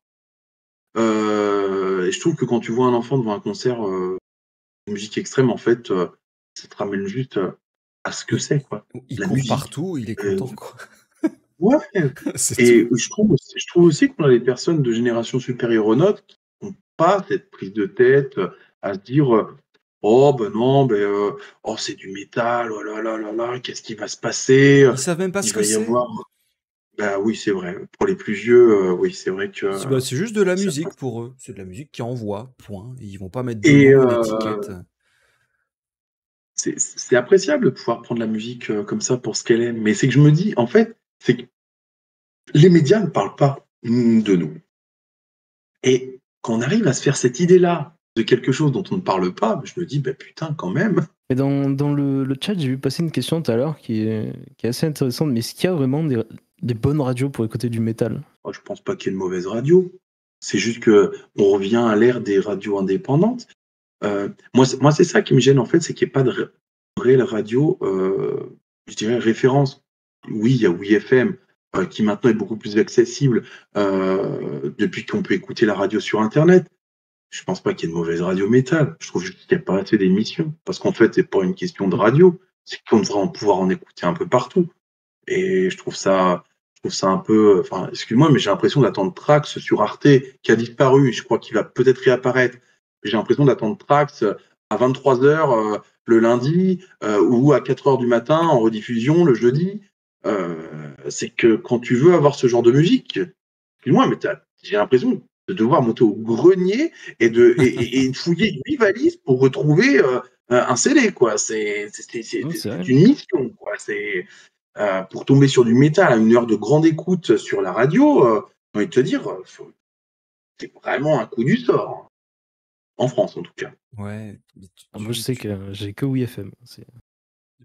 tu vois, genre, effectivement, on n'a pas de radio française, si à ma connaissance, hein, qui passerait que du métal et qui serait Et, disponible pour- dans toute la France. et pourtant, il y a eu une époque où il y a eu des essais, bon, peut-être plus ou moins, a priori, productifs sur le plan commercial, hein. Mais j'avais mon beau-frère qui me rappelait, tu te souviens des compiles Europe 2? Alors, bon, j'ai l'impression de faire un flashback, même si Europe 2 finalement revient. Mais c'est vrai, je fais, ah ouais, putain, genre des compilations new metal ou des trucs comme ça. Ouais, ouais, ça s'était fait. Et il y avait des radios, même Skyrock à l'époque, enfin à On nous l'époque, dit 3 fois j'étais plus de tout bruit, petit, hein, où il y avait du hard rock, effectivement. il y avait du hard rock sur Skyrock. Et c'est d'ailleurs de là d'où vient leur nom. Mais Ouais, c'est ça, plus bon. Sky maintenant que Rock, hein, on est Ah d'accord. bah là, oui. Oui, oui, d'accord. Parce que moi, j'ai toujours connu Skyrock, euh, qui passait quasiment que du rap ou du hip-hop, hein. Et pourtant, on n'a pas Et trop même d'années Fun d'écart, hein, mais Radio. je pense qu'il y a eu une césure violente à un moment donné. Ils ont dit non, mais c'est mort. On est trop. Il va falloir Après, choisir. Et c'est plus simple après peut-être de faire du rap ou du hip-hop. on arrive aussi à un tournant là. Il paraît qu'il faut regarder à l'ouest pour savoir un peu quelles vont être les prochaines tendances culturelles. Et aux États-Unis, le rap se casse la gueule. Là, on est arrivé au pic de vente, je crois, il y a 2 ans. Et là, le rap est en train de décliner petit à petit. Et donc, ça va être autre chose. Je ne sais pas quoi, mais du coup, on va passer à autre chose. Et la France, avec ses 7 années de retard éternel, du coup, va passer aussi à autre chose. Et on va voir ce qui va nous attendre.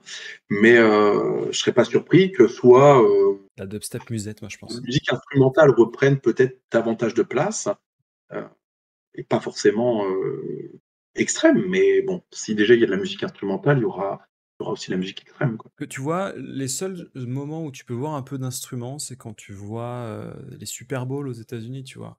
Oui, En ils ont playback. encore ouais, en playback, ouais. Mais tu vois, quand il y a eu les Red Hot Chili Peppers, j'avais l'impression que tout le monde n'était pas en playback. Parce qu'il y avait il y avait les petits canards dans la guitare, il y avait des petits trucs qui accrochaient. Donc j'ai eu l'impression ça fait un peu plus vrai que d'habitude. Par contre, quand il y a eu Bruno Mars, effectivement, je pense que.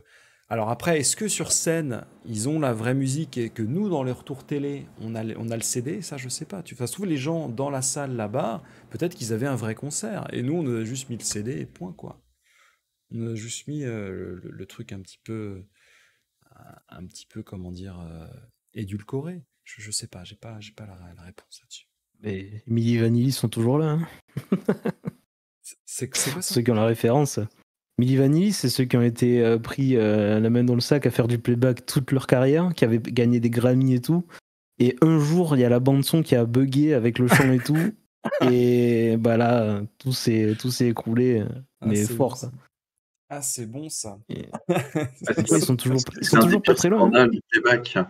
Bon, même si à Ah bord, on oui. faisait aussi. Oui, ah bah Mais ouais. ouais. Mais Et Bonnet M, je crois. Bonnet ouais, M, il mais me semble, qui est tout le même chanteur Oui, n'existe. Le tout chanteur. à fait. C'est le producteur qui chantait. Le Ouais. chanteur, en fait, était là que pour bomber le torse. Ah, tu vois, c'est pareil, génial. ça c'est très rock et métal, l'espèce de fierté de se dire non, mais moi je joue. Moi, ce que t'entends en CD, je te le fais en mieux sur scène, quoi. Et je pense Non, qu'aujourd'hui, mais il n'y a plus ça dans la musique actuelle. Les gens, ils se disent, ben non, mais genre, les gens vont être contents, ils vont passer un bon moment et c'est tout. Alors que nous, on a ce côté, non, non, mais tu sais, peut-être on a un peu d'ego, hein, mais j'aime bien cet ego. Je le trouve plutôt sain de se dire, ben non, non, non, là, on triche pas, quoi. Ça, tu vas l'avoir en vrai, ouais. quoi. Mais je pense qu'il y a vraiment un esprit culturel. C'est souvent ce que je dis. Moi, je pense que la musique instrumentale et qui plus est extrême, a davantage d'écho dans la culture anglo-saxonne. En tout cas, ce que je remarque, ce qui se passe en Angleterre et en Allemagne, de toute façon, il suffit de regarder la gueule des tournées. C'est-à-dire, quand tu regardes la gueule d'une tournée internationale, et principalement européenne, tu as compris où est-ce qu'on écoutait la musique que tu affectionnes. Une tournée européenne d'un groupe de métal à l'heure actuelle, qui plus est, ou hardcore, parce que c'est plutôt ce que j'écoute, c'est un quart en Angleterre, avec une moitié en Allemagne. Quand c'est pas la moitié, on va dire que c'est un peu moins de la moitié. Et puis sinon, des dates au Benelux. Avec un peu de chance, tu as une date en France, un dimanche ou un mardi. Et puis sinon, quand ils font des tournées en Espagne ou en Italie, c'est plus occasionnel, ou alors c'est vraiment une tournée dans le coin autour d'un festival comme les Resurrection Fest, quelque chose comme ça. Mais sinon, c'est extrêmement rare. Même si par contre, les pays latins ont vraiment une Ah âme ouais? rock'n'roll Ils à ont une âme fond. de Je sais pas, fête vachement plus. Peut-être une âme un peu plus festive qu'en France. J'ai l'impression qu'en France, et là particulièrement à Tours, on est plutôt à regarder un concert. Et moi, je fais partie de ces gens-là. J'aime bien. Je vais à un concert, mais je vais le regarder. Je vais pas forcément être dans le pit. Alors que j'ai fait des concerts un peu dans d'autres villes. J'ai l'impression que les gens, ils payent la place, ils courent dans la fosse parce que, tu vois, en France, j'ai l'impression, enfin, en région centre, on est plutôt, je sais pas, peut-être pas dire intellectuel la musique, faut peut-être pas exagérer, mais on est un peu plus calme. On va écouter de la musique. J'ai l'impression, ça se trouve, j'ai pas été dans les bons concerts, hein. Mais non, non, j'ai- non, ce que j'allais dire, c'est que ça vaut pas Orléans. Enfin, bah, sincèrement. j'habite à Orléans, mon gars, et c'était exactement ça. Ah ben, Ça commence à Orléans, j'en parlais tisaner. avec mon tatoueur la semaine dernière. C'est vrai que les concerts à Orléans, pour faire bouger toute la salle, Mais ce faut que être tu sais bon. pas, c'est qu'intérieurement, intérieurement, ça bouge. Mais toi, tu le vois Ouais, pas, mais intérieurement, ils s'éclatent, les mecs. ouais, ça doit être ça.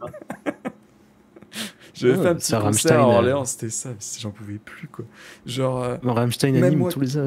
qui bouge pas beaucoup, j'avais l'impression que j'avais l'impression que je faisais du headbanging sur place, quoi. Les Et mecs, ils étaient là, assis sur les côtés, et tu sais, ils croisaient les jambes et ils regardaient. C'est cinéma, quoi. C'est bizarre. mais C'était tu bizarre. vois, c'est là notre dernière tournée en Espagne, je fais une aparté Beyond. Au fin fond du sud de l'Espagne, j'ai eu l'impression de retrouver l'ambiance du fin fond de l'ouest de la France.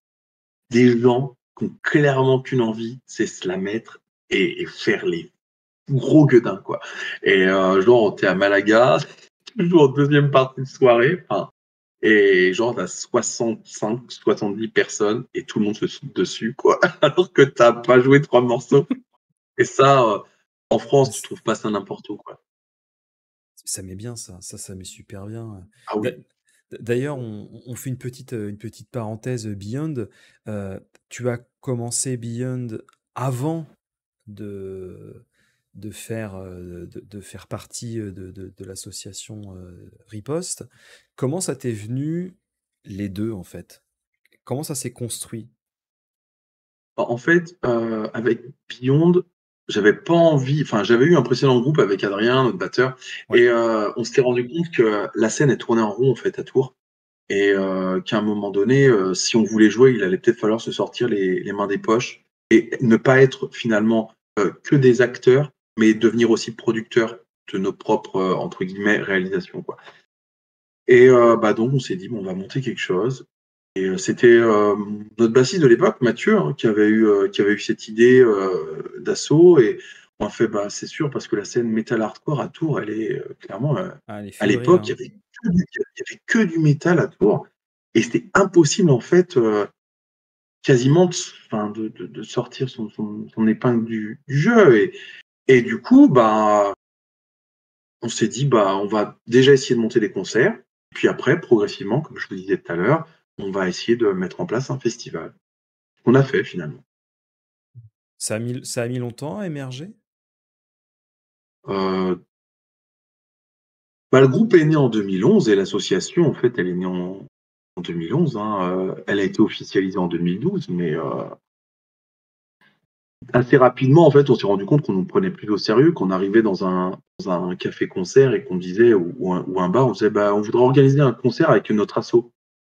Ah, là déjà, on nous regarde différemment quand on arrive. Ouais, on voudrait organiser un concert avec notre groupe. Ah ouais, non, là, ça va pas être On possible. fait Hein, pas là. ça, on fait pas. Non, non. On fait pas les concerts.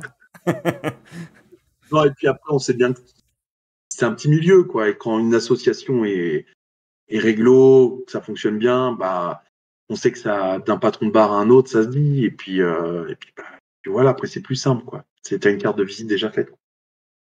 Ouais, je comprends. Ah, nous, on avait les soirées bœuf, on avait un bar, il faisait tous les week-ends, je crois, il y avait un petit groupe local qui venait jouer.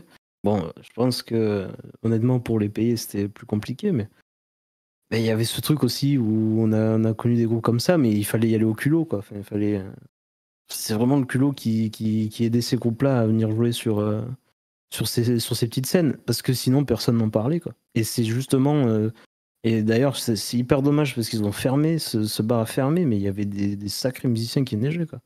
Que ce soit même pas uniquement du métal, mais même des jazzeux qui venaient jouer et tout, c'est un truc de fou furieux. On se dit mais comment ces gens-là ne peuvent justement pas jouer plus, parce que c'est trop bien ce qu'ils font.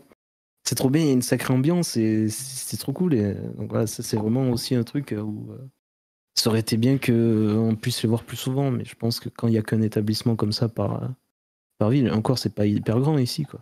Donc c'est assez compliqué. J'aimerais bien voir ça plus souvent d'ailleurs. Ah, c'est pour ça qu'Émile est là, quoi. Ah oui. Disons Bah que moi, oui. j'ai un rôle de programmateur, mais après, moi, je programme à l'ancienne. Hein. On pose des fois la question, comment tu programmes à l'ancienne, rencontrer en live, sur scène et en dehors les gens. Parce que il y a des groupes, j'adore ce qu'ils font sur scène, mais ils joueront jamais au festival. C'est pas possible. Parce qu'il y a trop de Humainement, ça personnes. marche pas, quoi. Humainement, ça marchera pas. Ça marchera pas et puis parce qu'on a déjà fait l'erreur par le passé aussi de faire jouer des groupes qu'on n'avait pas vu jouer, on a juste fait jouer de réputation et de clips et tout ça. Et bah, malheureusement, très souvent, c'est la déception. Et moi, à ce niveau-là, je préfère programmer des groupes moins connus et où les gens sortiront du festival en disant ah putain, ouais, ce groupe-là, je connaissais pas, putain, c'est cool, une découverte, plutôt que ah ouais, oh, c'était meilleur sur YouTube, hein, oh là là, et puis Ça, c'est chaud. Hein. putain, je l'ai vu à côté là, oh là là, putain, l'attitude, j'entendais parler de ça, oh putain, c'est pas permis, tout ça, bon. Donc, je veux être sûr qu'il y a un discours positif sur scène et également dehors. Et ça, bien avant la vague MeToo et tout ça, quoi. Enfin, ça va de soi qu'il y a des gens, ils ont rien à faire sur scène. Et si tout le monde faisait plus, je pense, le travail là, ou plus le ménage, bah, il y aurait un bon paquet de groupes qui disparaîtraient. Et ça ferait, je pense, pas grand mal à la scène. Ouais, mais surtout que la scène est petite, donc ça circule vite. Hein. Ça... les infos, elles circulent rapidement. Hein. Quand t'as quelqu'un qui a une attitude soit minable ou alors juste qui est pas fiable en tant que groupe de musique, ça rapidement ça se sait. Hein. T'as C'est pas ça. trop le droit à de la deuxième chance généralement. Donc Je sais que dans le monde des DJ, c'est ça, hein, par exemple, parce que je suis quand même assez de. On va dire que j'avais un pied dans le plat pendant un moment, et il y a des groupes de blacklist qui sont pas mal aussi dans le genre. ah ouais, tu Où vois. on envoie toutes les semaines, ah, il y a un mec, il s'est présenté, il a mal fait son taf, par exemple. Un gars, je me souviens, c'était mon collègue qui l'avait pris. Il a dit non, mais lui, c'est fini en fait. Je veux plus. Le mec, il a flingué trois fois le système son, quoi. Donc, je veux dire, t'as 30 ans de métier, déjà, tu joues pas dans le rouge. T'as tes trucs, tu vas dans l'orange. Et si ça tape un tout petit peu dans le rouge, c'est pas grave. Tu dois le savoir au bout de quand même 30 ans de carrière. Mais non, le mec, il jouait dans le rouge. Et nous, derrière, on fait. Je le regarde, le collègue, je fais t'es sûr là? T'es sûr? T'es Parce sûr qu'on de était ton derrière choix? l'ampli. Il fait non, mais il baissait, t'étais obligé de baisser à fond, sinon l'ampli il tapait. Machin. Et il a grillé, je crois, il a grillé trois systèmes son différents. C'était plusieurs personnes différentes. Donc, forcément, le mec il s'est fait engueuler et tout. Et Et en plus, hautain, quoi. Genre, avec les gens qui disent la soirée est pas terrible, il est hyper méchant et tout. Donc, lui, forcément, ah, c'est bizarre, il tourne de moins en moins. Ben oui, les choses, elles tournent. Elles tournent très très vite, les choses. Ouais, clairement. Et tant mieux, parce que être exécrable avec déjà un public qui n'est pas dans ton établissement, c'est l'établissement qui te paye pour venir, les gens, après, ils vont se dire, ils font venir des mecs comme ça qui nous Ouais, insultent, puis ça te fait une on vient super plus, quoi, mauvaise ça sert pub, à hein. rien. C'est ça. Et genre, c'est pour ça, le patron de la bodega chez qui on bossait, il a dit non, mais par contre, toi, plus jamais tu viens jouer. C'est fini.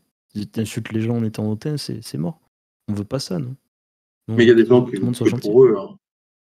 Il y a des Ah gens, oui, mais ça, c'est. ils ont pas conscience du reste. Alors peut-être parce qu'ils sont complètement drogués aussi. Hein. Mais il y a des artistes et des groupes entiers qui savent pas ce que c'est que le respect, qui savent pas ce que c'est que une association, tout le travail qu'il y a en amont. Voilà, c'est vrai que c'est déplorable ce genre d'attitude. Je te rejoins tout à fait, Matsan. Oh, mais ça nous gonfle. Parce que bon, je veux dire, quand t'as 10 000 euros de matériel et que le mec il joue comme un bourrin dedans parce que c'est plus drôle, il y a plus de volume, ouais, c'est bien. Et après, qui va payer les 5 000 ou 6 000 euros d'ampli, qui va payer les 5 000 euros d'enceinte et tout, c'est pas toi, quoi. Bien sûr, c'est souvent comme ça. Donc, ils s'en foutent. Mhm. Et ça, c'est bien qu'on les envoie chier. Il y en a qui volent du matériel aussi. Ça sur un groupe de blacklist, le monde de la nuit, j'en ai plein qui passent comme ça. Un mec qui repart avec le matériel de la salle ou quelque chose comme ça, quoi. sidère. C'est un truc de fou furieux. Et après, il y a aussi les patrons qui payent pas, attention. Oui, Il y a aussi les bien patrons sûr. qui ne payent pas dans et les deux sens, hein, qui. forcément. Voilà. Mais il y a beaucoup aussi on va dire, de pseudo-DJ, parce que je n'appelle pas ça. Déjà, c'est des jukebox plus qu'autre chose, mais ça, je vais pas revenir là-dessus. Je sais très bien J'en suis pourquoi je dis ça. Moi, j'en fais partie. Ouais. Moi, je me suis jamais. Ouais, non, mais mais tu dis pas que c'est ton métier. C'est ça, mais je moi, dis c'est pas mon je métier. C'est ça. Moi, je dis c'est leur souvent, métier. je mets de la musique que j'aime pour faire danser les gens. C'est ça. Voilà. Et DJ, c'est un métier. Mais en même temps, Matsan, dans le milieu aussi, on sait qu'il y a des DJ qui font ça avec une clé USB. Ouais, une clé USB, du préenregistré, et ils sont. Oui. Et ils font semblant. On fait du RDJ. Ils font semblant, bien sûr. Ouais. C'est le playback Et à l'envers, quoi. Ils font du playback. C'est très bizarre. Ah, mais c'est horrible. Moi, je le dis, les imperfections, c'est humain. Les imperfections, c'est ce qui rend un set humain et agréable à écouter. C'est pareil, si le mec il joue sa guitare et il y a un pain, je veux dire, au moins je sais que c'est authentique. Voilà. Il y a une erreur, c'est authentique, c'est humain, point.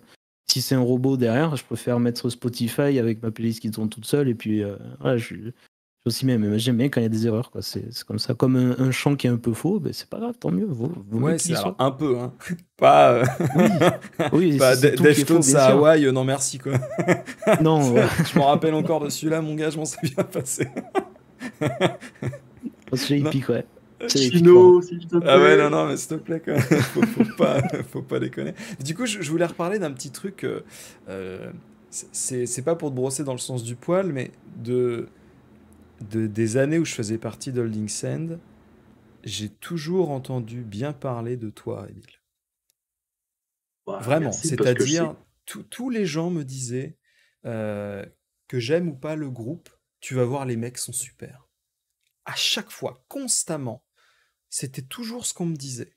Et particulièrement de toi. On me disait constamment, ah non mais tu vas voir, il est curieux, il s'intéresse, il est toujours à essayer de savoir si tout s'est bien passé, même si c'est pas lui qui organise le concert, il a toujours envie de discuter et d'avoir le contact avec les gens. C'est vrai que moi, à cette époque-là, j'étais un peu timide. Enfin, pas timide, mais réservé. Je parlais pas beaucoup. Hein. Moi, je faisais ma musique et puis... Disons qu'il fallait des heures et des heures pour que j'arrive à me décoincer. Tu sais, j'ai rencontré plein de gens d'un coup et du coup, j'étais je sais pas trop quoi faire. Toi, tu mettais les gens à l'aise hyper rapidement et c'est toujours ce qu'on m'a dit, quoi. Et pourtant, comme je disais, la scène n'est pas très grande et ça se sait vite. Hein. Ça se sait très rapidement, ce genre de choses. Hein. Ben merci. Rougis pas. Parce hein. que c'est... non, mais ça fait plaisir à entendre parce que, enfin, c'est ce qu'on essaye de faire avec le groupe aussi, enfin avec l'association aussi, hein. Enfin, ça fait plaisir de voir que ces valeurs, je dirais, humanistes, tout simplement bienveillantes, transparaissent, quoi. Ça fait partie de, enfin, je pense que mes parents m'ont appris, hein, voilà, Mais c'est tu pouvoir trouves pas finalement. que le métal, qui est une musique hyper agressive, c'est peut-être là où les gens sont le plus sympas. C'est quand même Mais, assez bizarre. non, mais ce que tu dis, c'est complètement juste parce qu'il y a beaucoup d'organisations. Enfin, je pense à des salles qui ont déjà organisé des concerts qui disent, mais en fait, les concerts métal, on a problème de comportement en fait, moins que sur des concerts Que les gens électro savent où ou ils vont, quoi. des concerts de rap, parce que bah, les gens peuvent se droguer, mais de manière plus soft finalement. Donc ça va pas plus loin que de la marijuana, quoi, pour faire court, et ou pas guère plus loin. Et alors que il y a des concerts de musique électronique ou autres qui ont bien plus de Ouf. soucis à cet ordre-là. Et c'est vrai que ouais, enfin disons je pense on sait où est-ce que notre énergie négative on doit finalement l'orienter. Et à côté de ça, moi, le nombre de bénévoles qu'on a eu qui nous ont dit mais moi j'aime pas la musique que vous faites, mais qu'est-ce que les gens ils sont gentils, ils sont Ouais. polis, Ouais. ils disent s'il vous plaît et merci. Je fais ben oui, enfin c'est pas ce qu'on t'a appris à l'école, enfin c'est pas ce que tes parents t'ont appris. Ah ouais, non mais alors, parce qu'il y a des festivals au bar, c'est limite, tu te fais pas cracher dessus.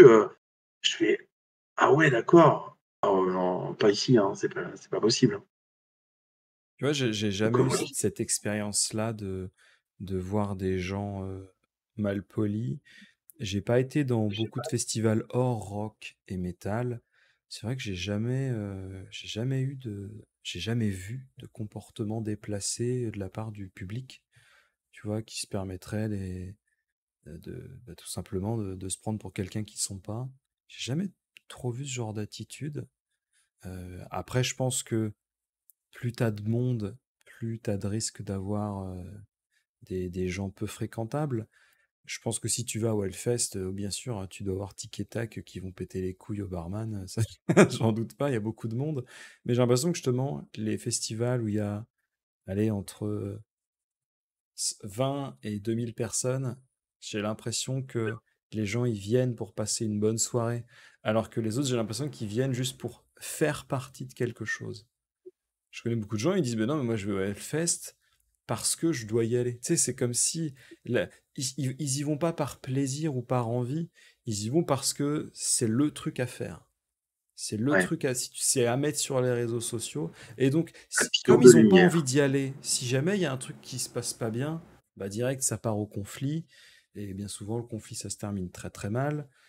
Alors que dans les festivals ou les concerts peut-être un peu plus modestes, eh bien, j'ai l'impression que les gens savent se tenir. C'est en tout cas, je pense que toi, tu pourrais nous raconter ça là. T'as jamais eu de problème, j'imagine, de comportement dans Ripfest. Très peu. Ça a pu arriver, mais très rarement, c'est des cas isolés. C'est des problèmes d'alcoolisation massive. Trois quarts du temps, les Tu problèmes, lui mets une oui, couverture et il embête plus personne. Tu La, l'allonges. la sécurité, l'équipe de sécu fait bien son boulot. Non, non, s'il faut, on appelle les pompiers, mais c'est tellement rare. Enfin, vraiment, on appelle bien plus souvent finalement les pompiers pour une cheville de foulée ou quelque chose comme ça. Mais Ou une non, les groupie problèmes de d'Émile qui serait tombée dans comportement, les pommes. hein? Ou une groupie qui serait tombée devant les pommes devant ton concert. Oh non, non, non, non, non, non, non, Ah, il est trop beau. non, ça n'arrive pas. Mais non, non, c'est extrêmement rare les mauvais comportements à répétition. En général, il y a un avertissement et il n'y en a pas de deuxième, quoi. Et puis la sécurité fait bien son boulot pour justement que ça n'arrive pas et que ça ne se répète pas.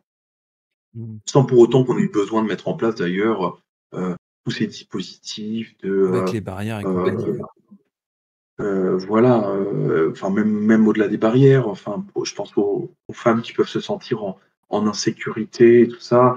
Moi, c'est Mm. vrai que je vois passer des questionnaires, des choses. Est-ce que votre festival est un lieu bienveillant et tout ça? Ouais, dans l'ensemble plutôt. Enfin, je sais pas.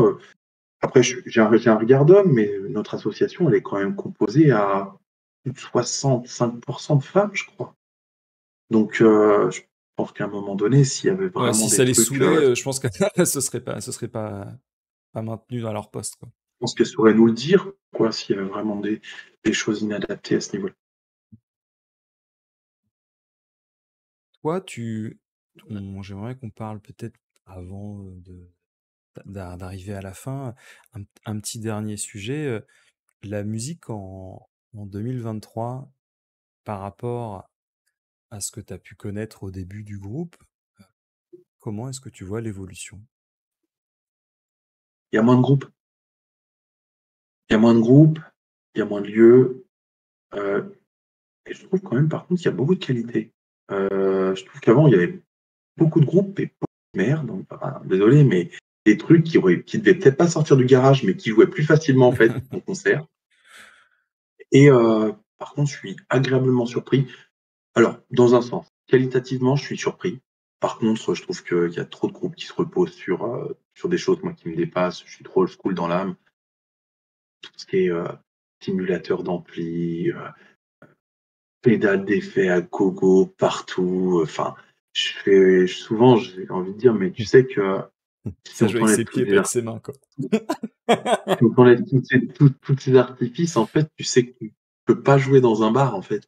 Et moi, c'est souvent ce que je dis à Adrien, mon batteur. Moi, je sonnais partout. Je sonnais partout parce que quand on tourne, on peut pas jouer à notre niveau que dans des gros lieux. Et même si un jour on pourrait le faire, bah, j'ai quand même encore envie de jouer dans ces lieux où on est né et où ça me paraît important de T'oublies pas faire d'où tu vivre viens, aussi quoi. bien. Ouais, ouais, n'oublie pas d'où tu viens. Ça, tu vois, quand tu parlais peut-être de gens qui parlaient de moi, ça, c'est mon adage, c'est indispensable. N'oublie pas d'où tu viens. Pour savoir où tu vas, faut surtout pas oublier d'où tu viens.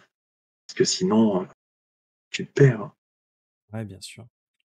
C'est vrai que tu vois, dans la musique aujourd'hui, moi, encore une fois, j'ai connu le métal assez tard, et c'est vrai que j'ai commencé avec des groupes comme Incubus, tu vois.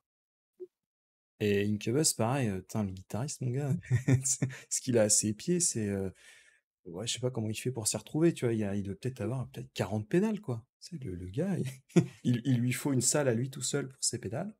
Et je me dis, effectivement, plus le groupe avance et moins il utilise d'effets. Je pense que ça fait partie, et moi je me retrouve un peu là-dedans, hein, c'est-à-dire quand t'es pas un virtuose, tu essaies de faire. Moi je me considère plutôt comme un bricoleur, tu vois, genre j'ai plein d'outils pour faire quelque chose parce que je ne sais pas en maîtriser un parfaitement. Et je peux comprendre les musiciens qui ont besoin de beaucoup d'outils. Par contre, faut pas que ça vire à l'obsession, c'est-à-dire où finalement à chaque morceau, tu es obligé de changer 12 fois de trucs. Et bon, c'est un peu bizarre. Mais je comprends ce que tu veux dire, effectivement. Des fois, juste une tête d'ampli, une guitare et une disto, et c'est bon, quoi. C'est parti. Après, c'est des goûts. C'est important de travailler son son, mais n'oublie pas l'essence même du riff. C'est un bon riff, il aura pas besoin Et de deux cubes de 20 cuba, hein, milliards c'est ce qu'on d'effets dit, pour hein. sonner. C'est du blues à la base, hein. C'est tout, hein. Tape dans tes mains, gratte ta guitare, t'as un bon riff, deux, trois gimmicks, c'est bon. Ouais, mais c'est ça, hein, c'est ça. Mais tu vois, c'est là où justement j'ai l'impression qu'aujourd'hui, il y a plein de groupes qui ont beaucoup, je vais des effets de manche, tu sais, c'est très technique, mais finalement, tu retiens rien de la chanson, quoi. Oui, alors il Ouais. s'est passé plein de choses, mais à la fin de l'écoute, qu'est-ce que t'en as retenu? Et c'est vrai que Matsan, je veux aussi ton avis là-dessus. On a une émission dans laquelle on parle de Oui. musique et on écoute beaucoup de musique ensemble. Ce côté-là, effet de manche, toi, tu le ressens ou pas aujourd'hui? Moi, ce que je ressens surtout, d'ailleurs, plus on en écoute, plus je m'en rends compte, hein, mais tout le monde sonne pareil, en fait. Tu me le disais au début, mais je m'en rendais pas compte, mais de plus en plus de nouveaux groupes sonnent pareil, c'est vrai. C'est vrai D'accord. qu'ils ont le même matos et tout. Il y a juste, ben, celui. un des groupes qui me plaît le plus depuis un petit moment, c'était Loath, dont je t'avais parlé à un moment. Mais c'est quand même les seuls, enfin, oui, les seuls, voire les rares, je sais pas quel mot utiliser, qui ont réussi à faire un peu du Deftones sans sonner comme Deftones au final. Effectivement, ouais. Pour dire, les deux guitaristes jouent même pas avec des guitares, mais avec des basses en short scale, quoi. Genre, ils jouent avec des Squire basses, je crois des Squire Jazzmaster 6 ou un truc comme ça, quoi. Donc des basses à 6 cordes en diapason court, ils jouent avec ça, les deux guitaristes, quoi. Et ça donnait un son un peu particulier. Donc c'est vraiment des tunings super bas et c'est gras, quoi. Mais c'est ce qu'on aime chez eux, quoi. C'est justement ce côté gras et le fait qu'ils utilisent souvent du matériel plus ancien parce qu'ils ont pas envie de se prendre la tête avec ouais, je sais pas, moi j'ai une guitare, j'ai 12 cordes dessus et Et je ce que joue sur j'aimais les chez eux, 3 quoi. plus grandes. Et jouer sur les... Ouais, c'est ça. C'est trop ça, Ils quoi. ont Ça me 6 fait cordes. marrer Ouais. parce que ça me fait penser à une question qu'on a posée à mon bassiste après un concert au Mans. Mais tu utilises quoi comme pédale? Une pédale d'accordage. Ouais, voilà, mon gars. Ah, j'ai réglé mon son, donc en Voilà. fait, c'est tout, hein. Et je pense que Avec une bonne tête, une bonne basse, tu peux faire plein de choses. et la Ouais. basse, c'est vrai que c'est un instrument qui est super pour ça, c'est que il faut pas grand-chose pour que ça sonne propre. Une guitare, j'ai l'impression qu'il faut un peu plus d'artifice quand même, mais surtout dans le métal, mais un bon instrument, un très bon ampli, et tu peux jouer avec tellement de groupes sans trop forcer.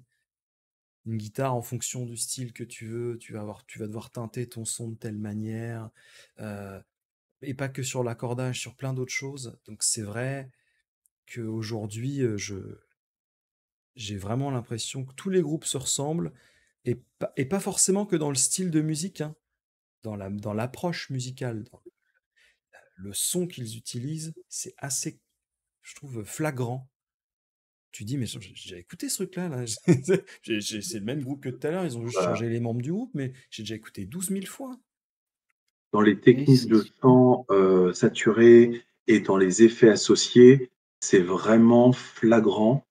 Alors moi, j'aimerais, hein, quelque part, des fois, savoir chanter comme certains, mais je me dis, en fait, je préfère 20 fois écouter des groupes de hardcore qui chantent pas très très bien, parce que dans le metalcore et le deathcore, les trois quarts du temps, ils chantent tous, ça sonne tous pareil. Et des fois, je pense même qu'ils chantent quasiment tous pareil. Et c'est vrai que ça, c'est dommage. Je trouve que c'est dommage pour la musique. Je suis bien d'accord avec toi. Euh, c'est Est-ce que très tu as peu un de petit groupes. mot à ajouter, Surtout. Matsan, avant de conclure? Bah, en vrai, on a à peu près tout dit là-dessus, hein, parce que je veux dire, ce que je me rends compte, c'est tout le monde, par rapport à ça, tout le monde sonne pareil, parce que tout le monde utilise le même foutu logiciel pour les amplis, quoi, enfin, d'émulation d'ampli, et c'est vrai que ça se ressent au final. C'est ça. Genre, j'utilise quoi? Ah, j'utilise ça, plugin Gojira, machin, hop, c'est bon. Ouais, tout le monde C'est l'utilise. exactement ça, mon gars. Mais c'est Alors que ça. bizarrement, Gojira, il sonne pas comme les autres. C'est bizarre, hein. C'est bizarre, hein. C'est comme C'est bizarre, quoi. il y a autre chose, quoi. Gojira, Non, c'est il les y a seuls très qui peu de n'utilisent pas groupes. leur plugin.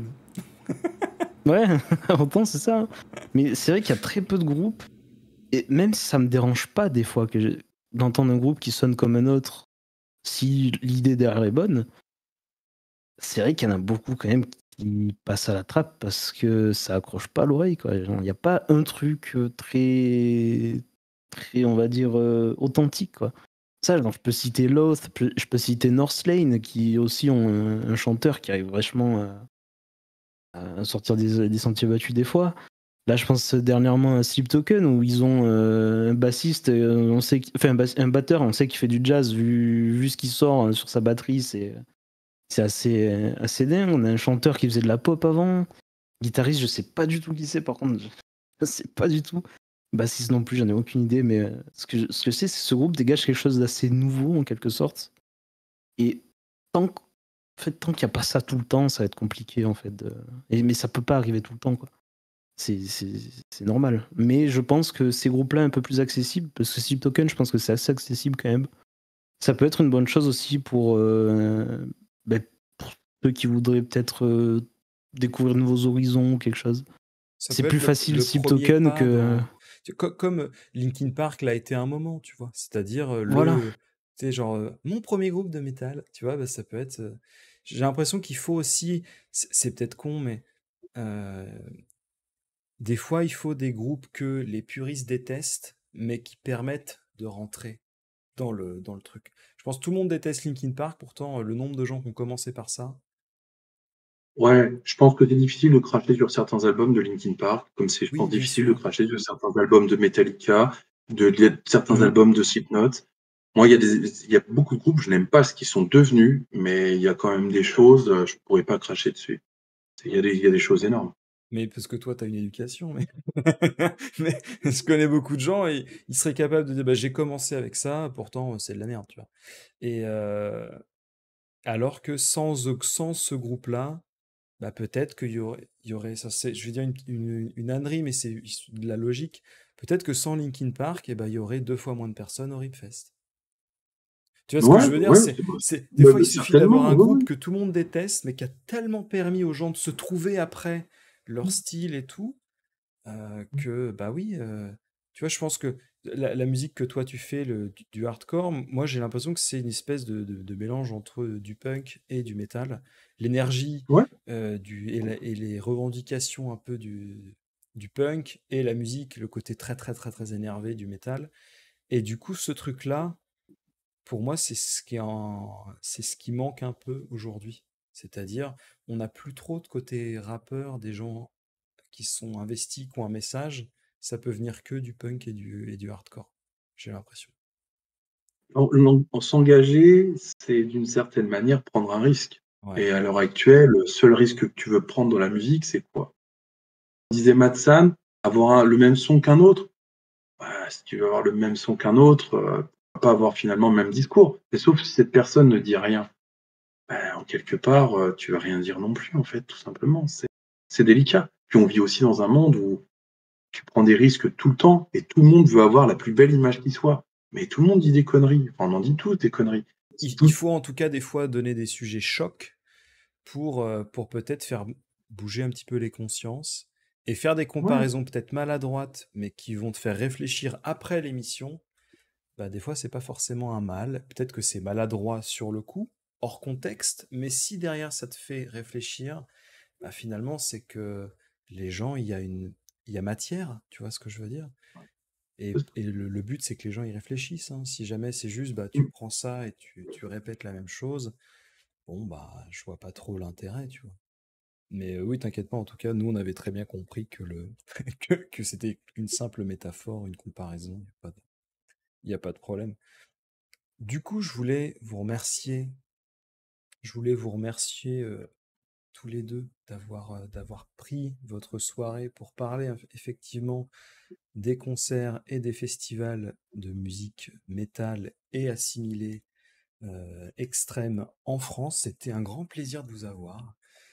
Donc merci infiniment. merci pour C'est à l'invitation. toi. C'était vraiment super. Merci également au chat d'avoir su poser des questions. C'était super cool de vous lire. Et je voulais aussi pour en profiter, on va faire un petit raid, mais avant de partir, euh, je voulais juste rappeler que tu as un groupe de musique qui s'appelle Beyond the Sticks. Je mettrai dans la description YouTube tous les liens pour que vous puissiez aller checker ça. On en reparlera en off, mais aujourd'hui, et depuis, enfin quand je dis aujourd'hui, je dirais depuis presque le deuxième album, je trouve ça remarquable. Donc allez-y, c'est fait avec le cœur, c'est fait avec passion. Et ça vaut tout l'or du monde. Donc prenez soin de vous, passez une bonne soirée. Je vous dis à très bientôt. Bye bye. Salut. Ciao, ciao. Ciao. Toc. Et c'est bon, on n'est plus en ligne. On peut dire des conneries. Bon.